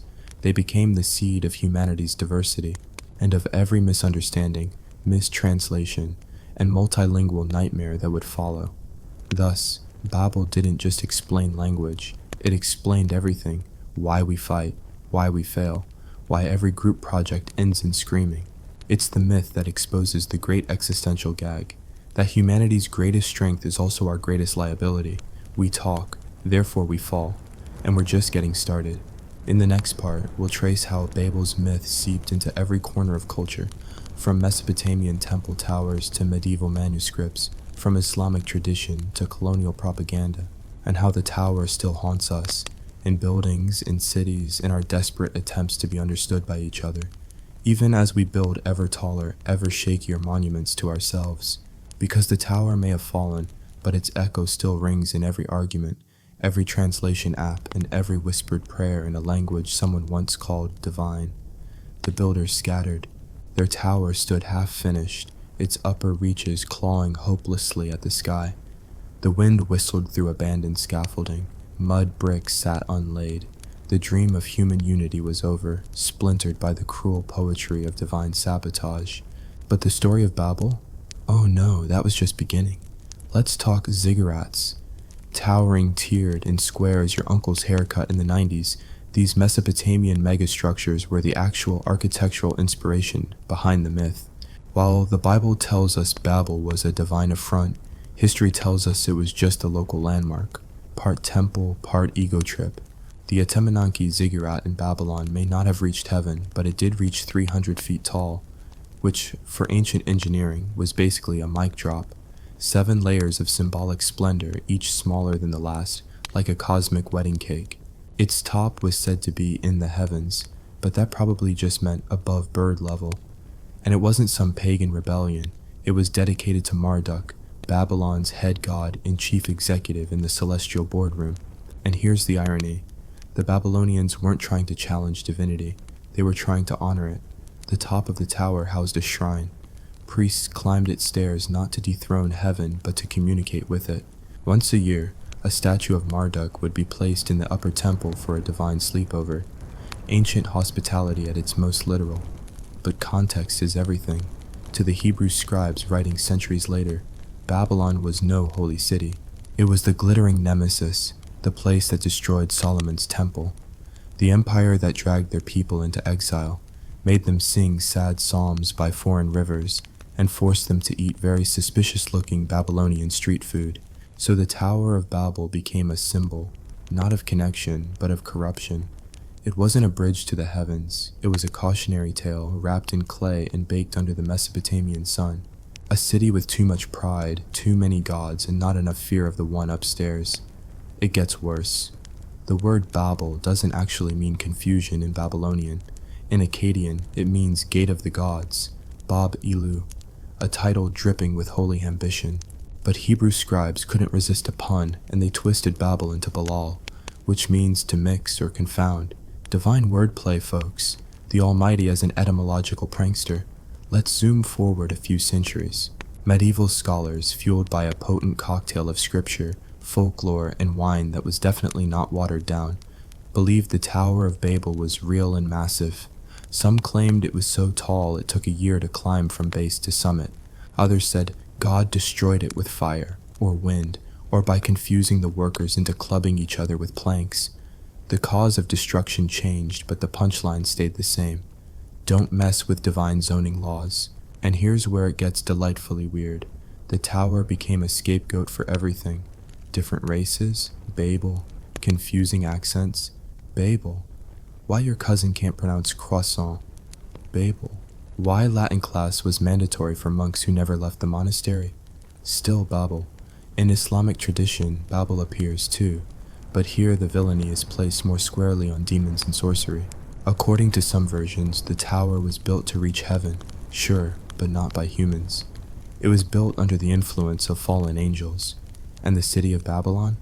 A hub of magical mischief, a place where devils taught humans forbidden knowledge. It's less divine language prank, and more ancient Dungeons and Dragons. But the myth traveled further than the Fertile Crescent. Renaissance Europe was obsessed with the Tower of Babel. Painters like Peter Bruegel imagined it as an ancient Colosseum spiraling toward the clouds, a sort of architectural migraine with scaffolding. Bruegel's version made it look like Rome's Colosseum met a parking garage and lost a bet. And why were artists so drawn to it? Because Babel was the ultimate metaphor. It explained not just language, but pride, ambition, failure, and the tragic comedy of trying to do something together. It was every doomed construction project, every dream that forgot to factor in basic human incompetence. Fast forward again. Colonial powers in the 18th and 19th centuries actually used the myth of Babel to justify linguistic superiority.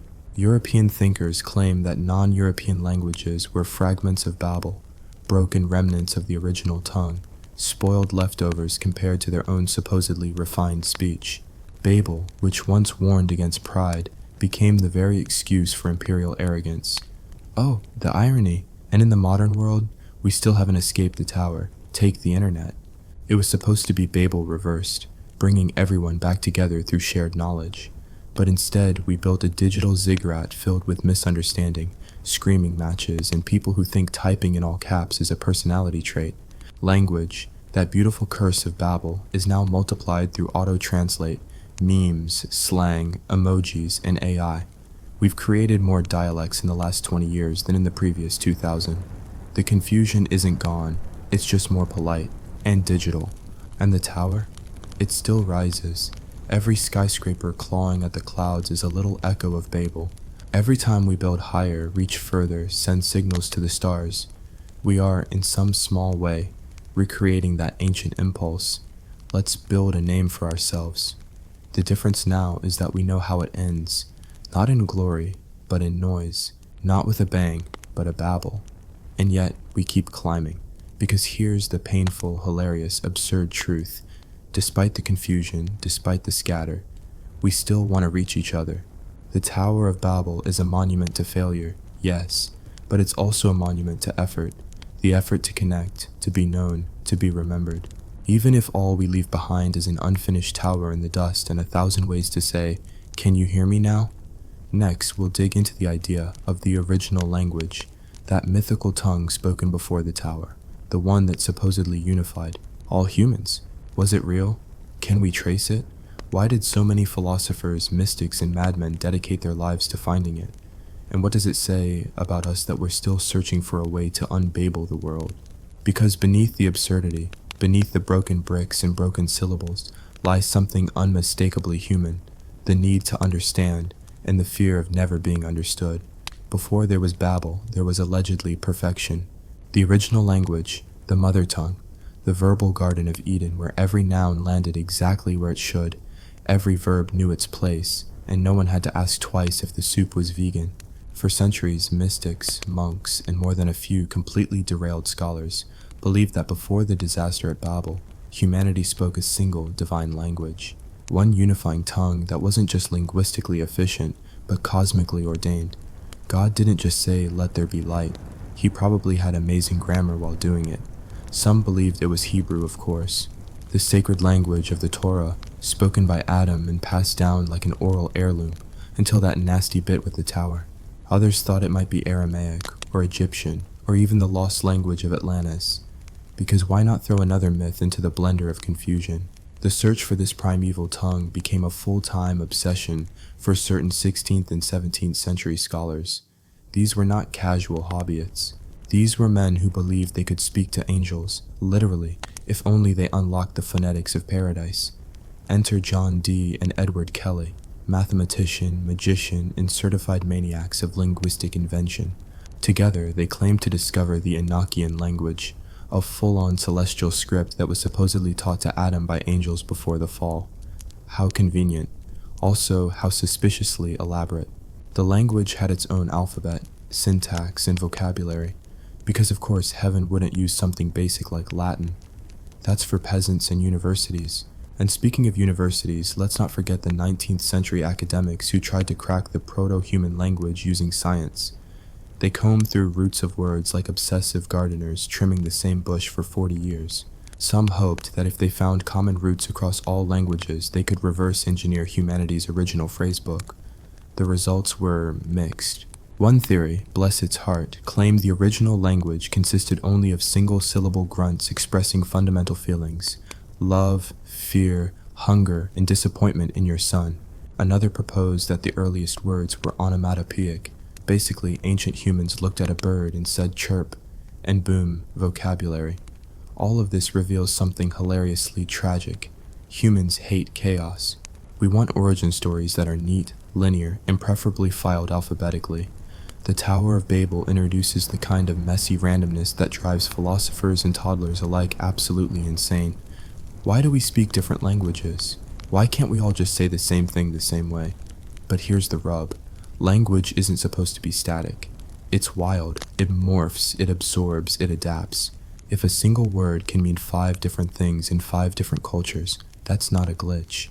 That's the system working exactly as designed, chaotically.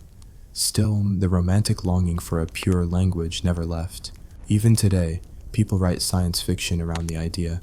In some stories, perfect language unlocks telepathy, truth, or even reality itself. In others, ancient phrases still hold power, lost syllables that can summon, destroy, or control. And don't even get started on programming languages.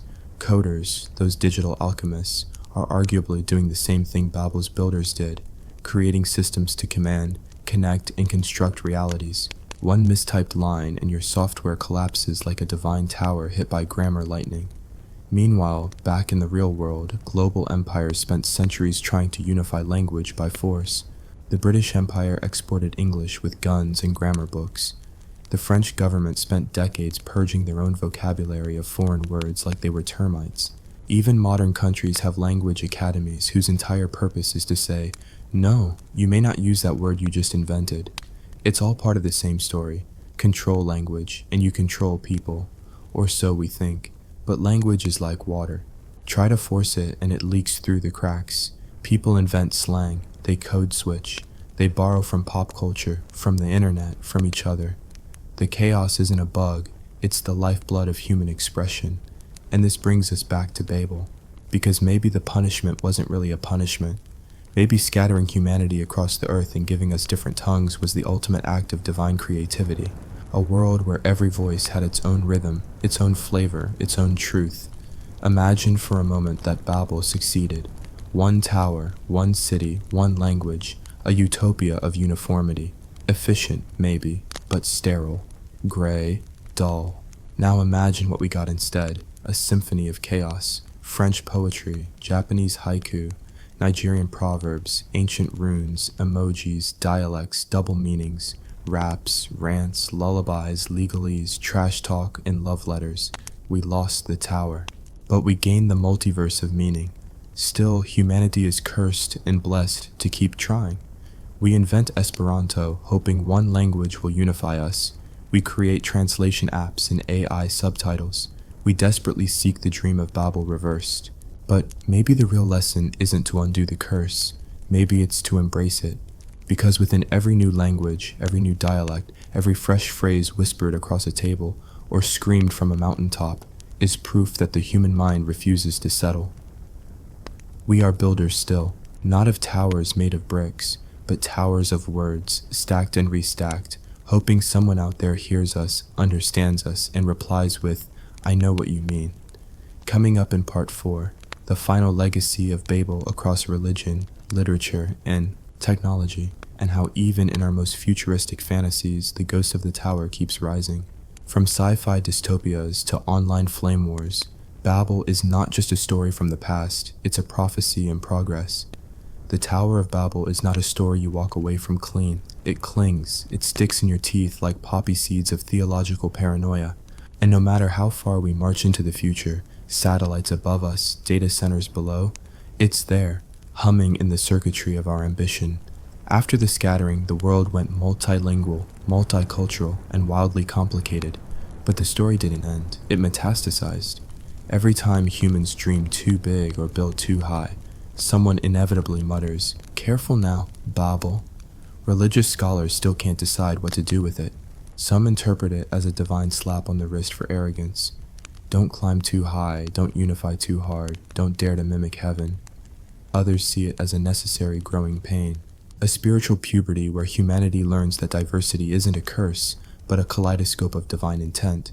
And yet, religious institutions have ironically played both sides. On the one hand, they tell you Babel was a warning. On the other, they fund massive missions to spread the word in as many tongues as possible, hoping to reverse to Babel one meticulously translated scripture at a time. It's like setting fire to a house, then passing out hoses and congratulating yourself on being helpful. Fast forward to the Renaissance, and Babel becomes a juicy artistic obsession. Painters love it. Bruegel paints the tower like a spiraling Colosseum, meets donut hybrid, crawling with tiny medieval construction workers who clearly didn't read the engineering memo. Writers swoon over its symbolic weight. Poets, of course, treat it like the breakup album of human unity, tragic, beautiful, and just the right amount of melodramatic. And then there's literature. Oh, literature went wild with Babel. Jorge Luis Borges, that trickster of existential librarians, built entire labyrinths of meaning around the idea of lost language in the tower as metaphor.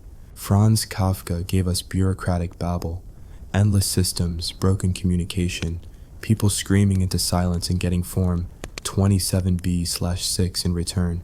By the time we hit the 20th century, Babel had gone full techno-dystopia. Science fiction grabbed it by the ankles and threw it into space. Babel becomes the malfunctioning translation machine in a galactic war, or the psychic virus that breaks telepathic harmony. It shows up in Blade Runner, Arrival, Snow Crash, and any other story where words literally shape reality and confusion causes collapse. Speaking of collapse, let's talk about the internet. Ah yes, humanity's most recent attempt to build a new kind of tower. Not from bricks, but from bandwidth. A platform to unite the species, connect the globe, share knowledge, and, let's be honest, argue with strangers about pizza toppings in 17 languages at once. Welcome to Digital Babel. We live inside it now.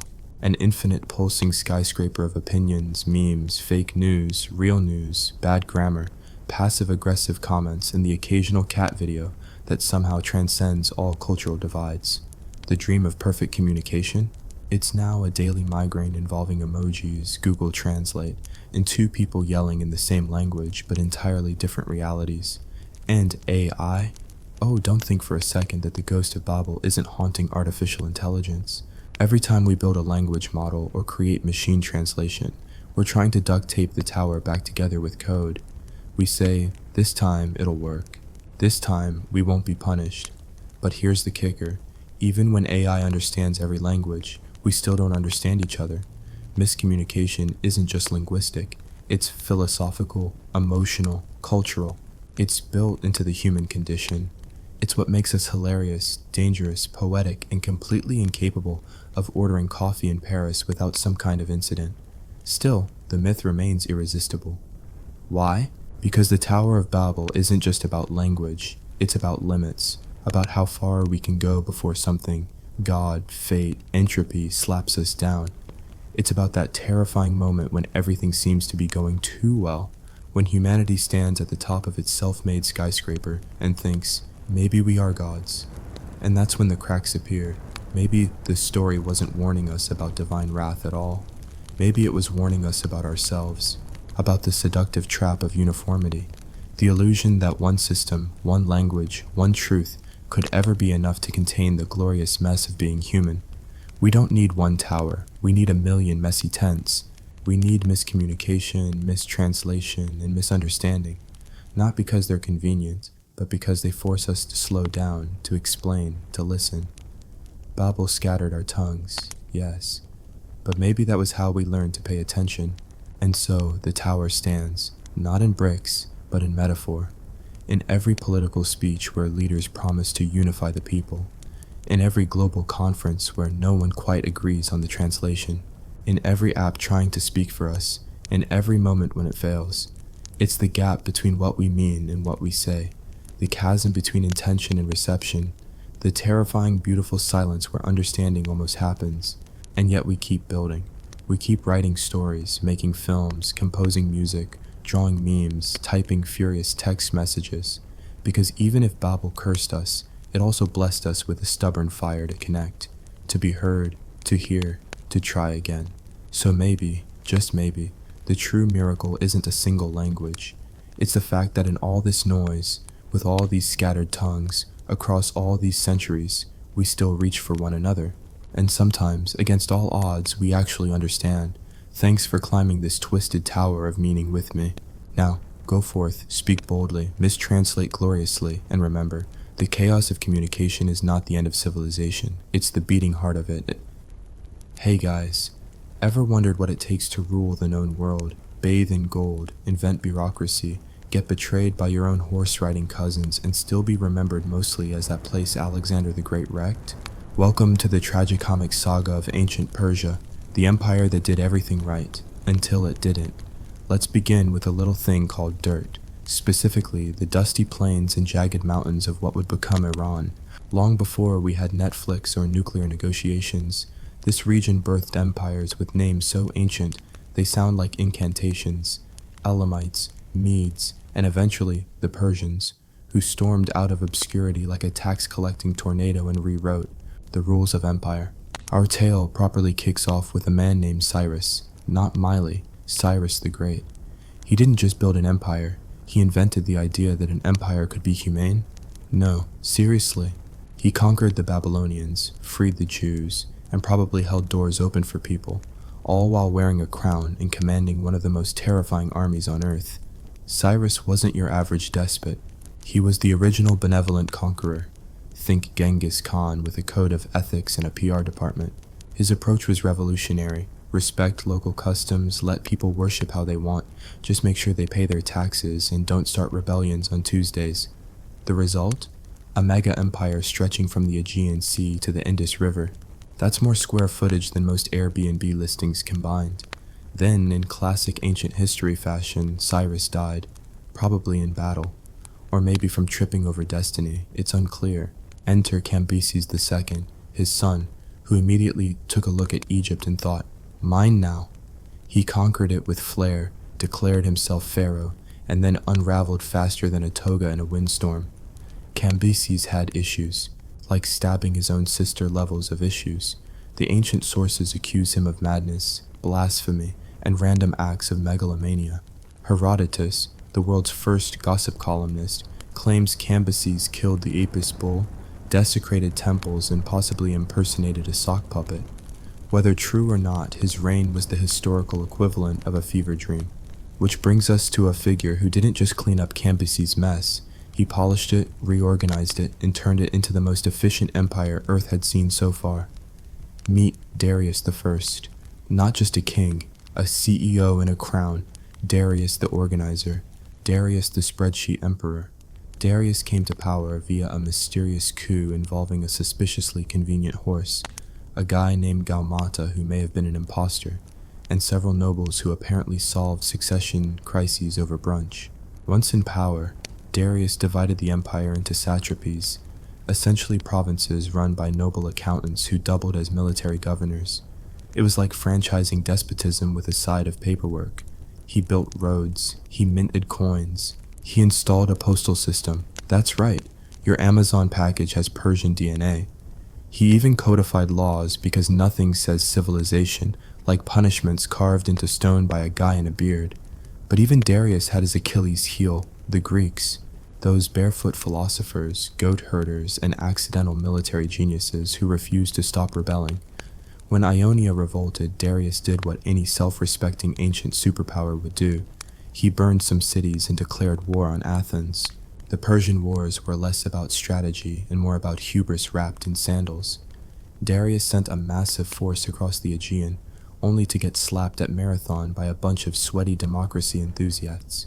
That defeat echoed through history as the moment Persia realized not everything could be conquered with gold, numbers, and a very dramatic beard. Still, Darius was not undone. He returned home, restructured the empire, and began planning a much bigger invasion. Unfortunately, he died before he could press send on his military email. Enter Xerxes, tall, intimidating, and likely allergic to losing. If Darius was the empire's brain, Xerxes was its rage. He built the most colossal invasion force the world had ever seen, bridges across oceans, supply lines longer than his ego, and a military campaign so extra it should have had its own theme song. And then, Thermopylae, you know the one. Spartans, hot gates, slow motion yelling, Abbey muscles for days. Yes, it was a heroic last stand. Yes, it was mostly theatrical. But it bought the Greeks time to regroup. And at Salamis, Persian dreams hit a naval brick wall. Xerxes retreated, licking wounds and wondering why 300 half-naked men in red cloaks had ruined his entire vibe. Persia wasn't defeated, but the myth of invincibility had cracked. Yet even in retreat, Persia remained a titan.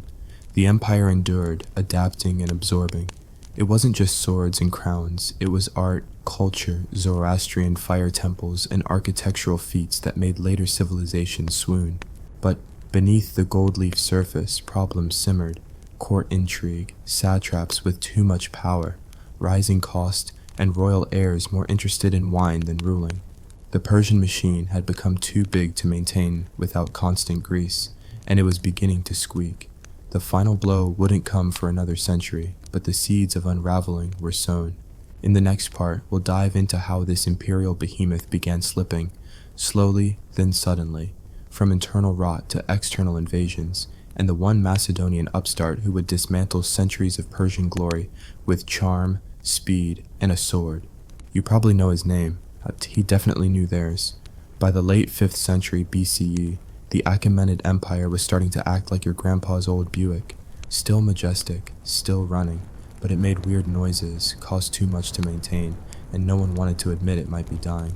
After Xerxes came a chain of rulers who were, let's be generous, less impressive. Artaxerxes, I managed to keep the empire stable, mostly by bribing the Greeks to fight each other, a tactic known historically as, let's just watch them self-destruct. It worked for a while. He even rebuilt temples, including parts of Jerusalem's Second Temple, earning points in the divine PR department. But the empire's structure, so brilliant under Darius, was beginning to rust. Satraps grew more independent. Treasury corruption flourished. Royal succession resembled a poorly run reality show. Assassinations, brother versus brother, eunuchs pulling the strings, and generals who suddenly decided they were kings. The further you were from Persepolis, the more likely your satrap was acting like a mini-emperor. Taxes still flowed in, yes, but loyalty? Not so much. Persia had grown too vast, too layered, too smug. Meanwhile, off in the west, the Greeks were having their own spicy breakdown. Civil wars, plagues, and the occasional philosopher questioning whether reality existed. But then something remarkable happened. Greece got a makeover. It put down the wine goblets, wiped the olive oil off its toga, and gave birth to a war machine. Enter Philip II of Macedon. Now, Persia had fought Greeks before. But Philip wasn't just another toga-wearing thinker. He was a one-eyed, spear-swinging, power-fusing monarch who took the Greek world, duct-taped it together, and said, let's take this party east. Then he died. But not before raising his son, a precocious, horse-taming, empire-craving brat named Alexander. You may have heard of him. Alexander wasn't content with being king of Macedon or even lord of Greece. Number. He wanted to fulfill Daddy's dream, take down the world's biggest empire. He looked at Persia, ancient, rich, bloated, and said, challenge accepted. At this point, Persia was ruled by Darius III. This is not the same Darius from earlier. This was more Darius the Desperate. He inherited a fractured court, disloyal satraps, and a palace where conspiracy was basically an extracurricular activity. In 334 BCE, Alexander crossed the Hellespont with an army that was smaller, faster, and infinitely more annoying. The Persian governors scoffed. It's just a Greek, they said. We've swatted bigger bugs. Big mistake. At the Battle of Granicus, Alexander charged straight into the Persian line like a caffeinated peacock with a death wish. The Persians were stunned. Their traditional tactics, chariots, archers, overwhelming numbers, collapsed under the weight of Macedonian discipline, speed, and Alexander's sheer audacity. Darius III scrambled. He assembled a mega army and met Alexander at Issus in 333 BCE. By all calculations, Darius should have won. He had the numbers, the terrain, and all the arrows. But what he didn't have? A functioning chain of command, or competent cavalry, or the faintest idea what Alexander would do next. What Alexander did was genius. He broke the center, charged like a man possessed, and forced Darius to flee. Again. Cue panic in the Persian court. Meanwhile, Alexander began acting like he already owned the empire. He entered cities not as a conqueror, but as a king. He spared locals, respected temples, wore Persian robes. His PR game was on fire. To the Persians, this wasn't just an invasion. It was a hostile corporate takeover, and Alexander had the best pitch deck. Darius tried once more.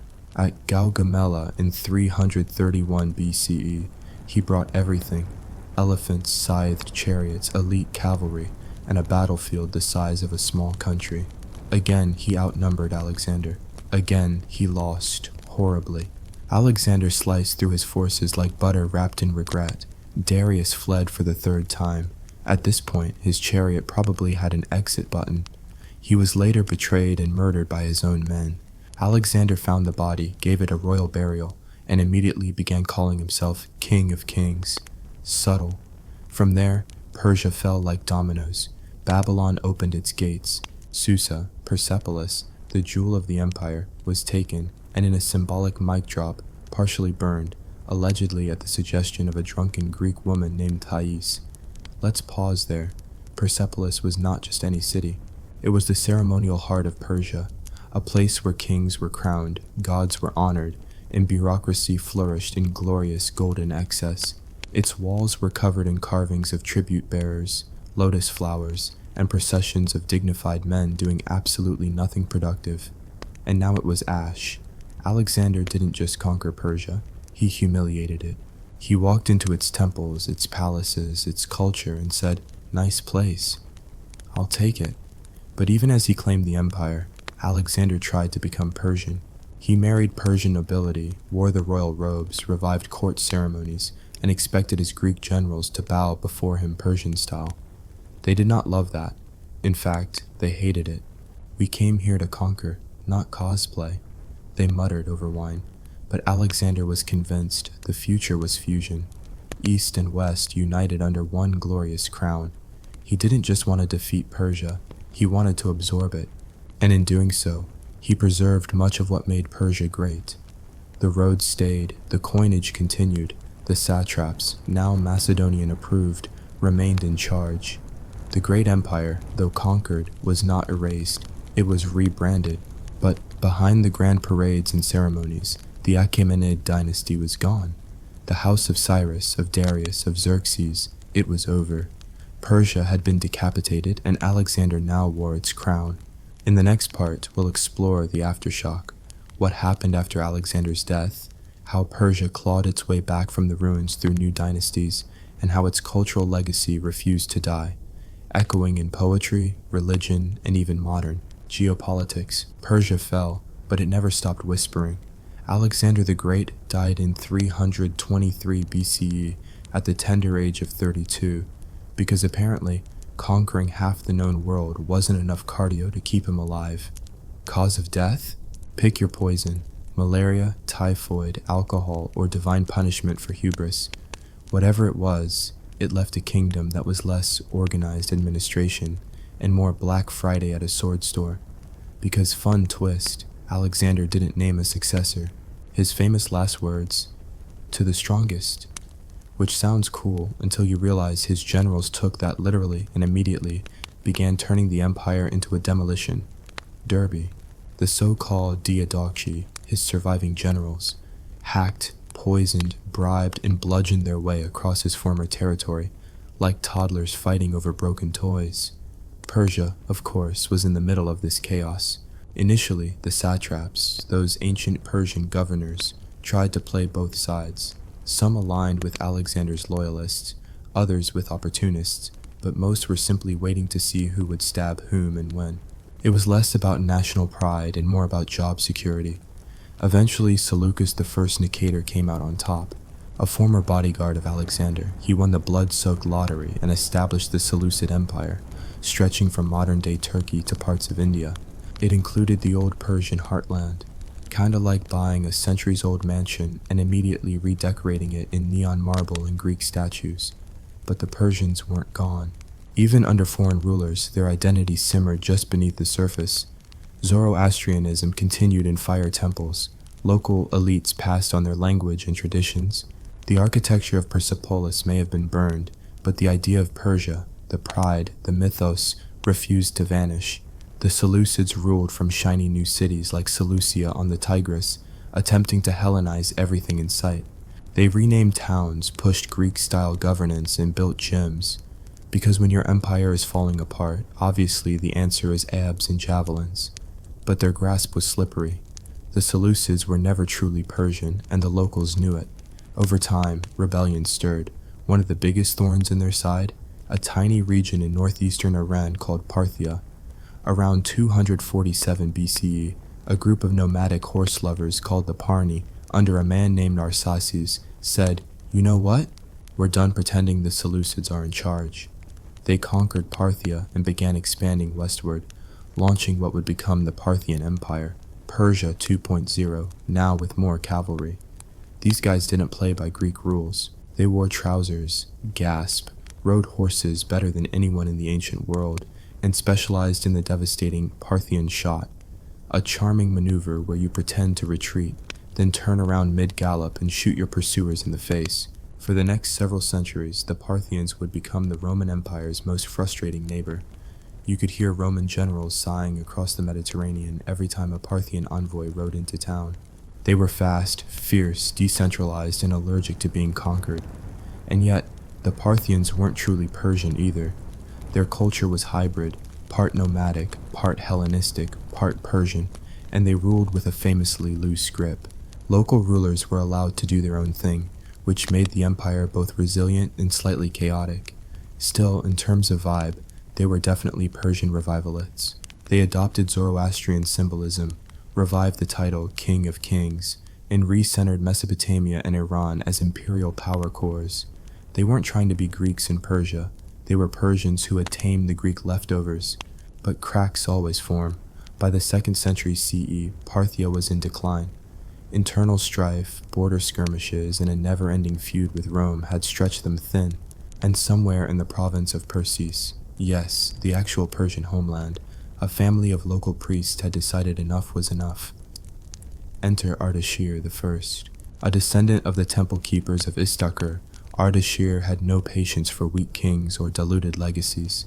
Around 224 CE, he challenged the last Parthian king, Artabanus IV, in a dramatic showdown at Hormozgan. Spoiler, Artabanus lost. Badly. Ardashir didn't just seize power. He declared the beginning of a new era, the Sasanian Empire. Named after his grandfather Sasan, this dynasty was Persian to the bone. They rejected Greek aesthetics, centralized power, and declared Zoroastrianism the state religion. It was like rebooting a franchise and actually doing it right. The Sasanians were serious about power. Their kings wore towering crowns that defied physics. They built sprawling cities like Ctesiphon, and they reinvented bureaucracy, military hierarchy, and religious orthodoxy. If the Achaemenids were empire builders and the Parthians were guerrilla survivors, the Sasanians were master planners with a flair for drama. They restored imperial art, carved cliffside propaganda at Naqsh Rustam, and hosted scholars, mystics, and astrologers from all over the known world. Their coins bore proud inscriptions, King of Kings of Iranians and non-Iranians. Subtle as ever, but their favorite pastime? Arguing with Rome. The Roman-Persian wars became a tradition, something the kids looked forward to. Territory changed hands constantly. Emperors were captured, looking at you, Valerian. Fortresses were razed, cities were rebuilt. One could say Rome and Persia had the most toxic love-hate relationship in antiquity. At the heart of it all, though, was identity. The Sasanians were deeply invested in the idea of Iran Shah, the land of Iran. It wasn't just a place, it was an ideal, a sacred realm defined by divine order, royal authority, and cultural continuity. It was the Persian dream refined and reignited. And yet, as history loves to remind us, no empire gets to bask in its own perfection forever. In the next and final part, we'll watch the Sasanian Empire, grand, reformist, and proudly Persian, walk straight into one of the most transformative upheavals in world history. Spoiler, it involves desserts, revelations, and an empire that never saw it coming. Stay tuned for the fall that shattered an ancient legacy, but birthed something new in its wake. By the 6th century CE, the Sasanian Empire was still kicking, but you could tell it was getting tired. Like an aging actor still trying to do his own stunts, it was flashy, proud, and increasingly held together with sheer denial and religious bureaucracy. The kings, still calling themselves Shahan Shah, or King of Kings, sat in their palaces of Ctesiphon, drowning in rituals, protocol, and crown jewels so heavy they required scaffolding. Zoroastrianism had become the state religion in every sense of the word. Temples were tax-exempt, priests were power brokers, and anyone not on board with the divine fire party was side-eyed or outright persecuted. Then came Khosrow I, known as Anushirwan the Just, a king who, unlike many of his predecessors, seemed to actually care about running an empire. He reformed taxes, promoted scholarship, and even dabbled in chess and Indian philosophy. Because why conquer when you can intellectualize? Under Khosrow, Persia enjoyed a golden moment. Universities flourished, legal codes were codified, roads were repaired. For a hot second, it looked like the empire might make a real comeback. Even the Byzantines, eternal frenemies, respected him. But golden moments are always followed by ominous violin music. Khosrow's successors were less just and more just awful. His grandson, Khosrow II, initially had big dreams, like reclaiming old Achaemenid lands and trolling the Byzantines again, and he almost pulled it off. For a few years, Persia took Jerusalem, Egypt, and Syria. It was a victory tour centuries in the making. Then came Emperor Heraclius of Byzantium, who launched one of the most aggressive military comebacks in antiquity. Between 622 and 628 CE, he turned the tide, marched through Persia's heartlands, and torched Zoroastrian temples like it was going out of style. Which, spoiler, it kind of was. Khosrow II, deposed, imprisoned, executed, no ceremony, no honor. Just an empire watching its king die in chains, like a grim metaphor for everything falling apart. And fall apart it did. What followed was chaos. Between 628 and 632, Persia went through nearly a dozen rulers, some lasting mere months, others being children, and one being an actual queen. Shout out to Bourne, who tried. Assassinations, coups, civil wars. You name it, Persia was doing it. At one point, the nobility and the clergy were essentially running the country like a very confused HOA. And that's when Arabia happened. Out of the deserts came something entirely new, the armies of Islam. After the death of the Prophet Muhammad in 632, the Rashidun Caliphate was born, an unprecedented union of tribes and warriors carrying a revolutionary religion and the sharp edge of unity. They moved fast, really fast. In 636, at the Battle of Al-Qadisiyah, the Persian army, complete with war elephants, heavy armor, and the pride of an ancient civilization, met the Muslim forces, and they lost. Hard. Think entire empire just lost its front door, kind of hard. By 651 CE, the last Sasanian king, Yazdegerd III, was dead, murdered while fleeing through Central Asia. No army, no court, no last stand, just a slow disintegration into myth.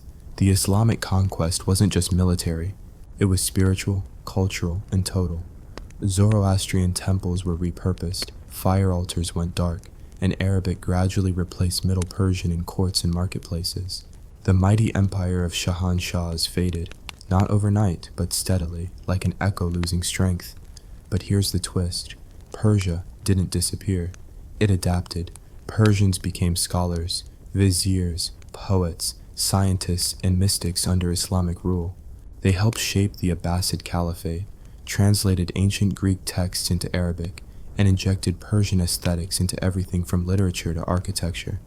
Cities like Baghdad rose with Persian brains behind their blueprints, and that thing called Iran, it survived, as an idea, as a culture, as a stubborn flame. The Persian language, now New Persian, re-emerged centuries later in epic works like Ferdowsi's Shahnameh, which glorified Iran's pre-Islamic past with all the poetic drama of a civilization that refused to be forgotten. So, what do we make of ancient Persia?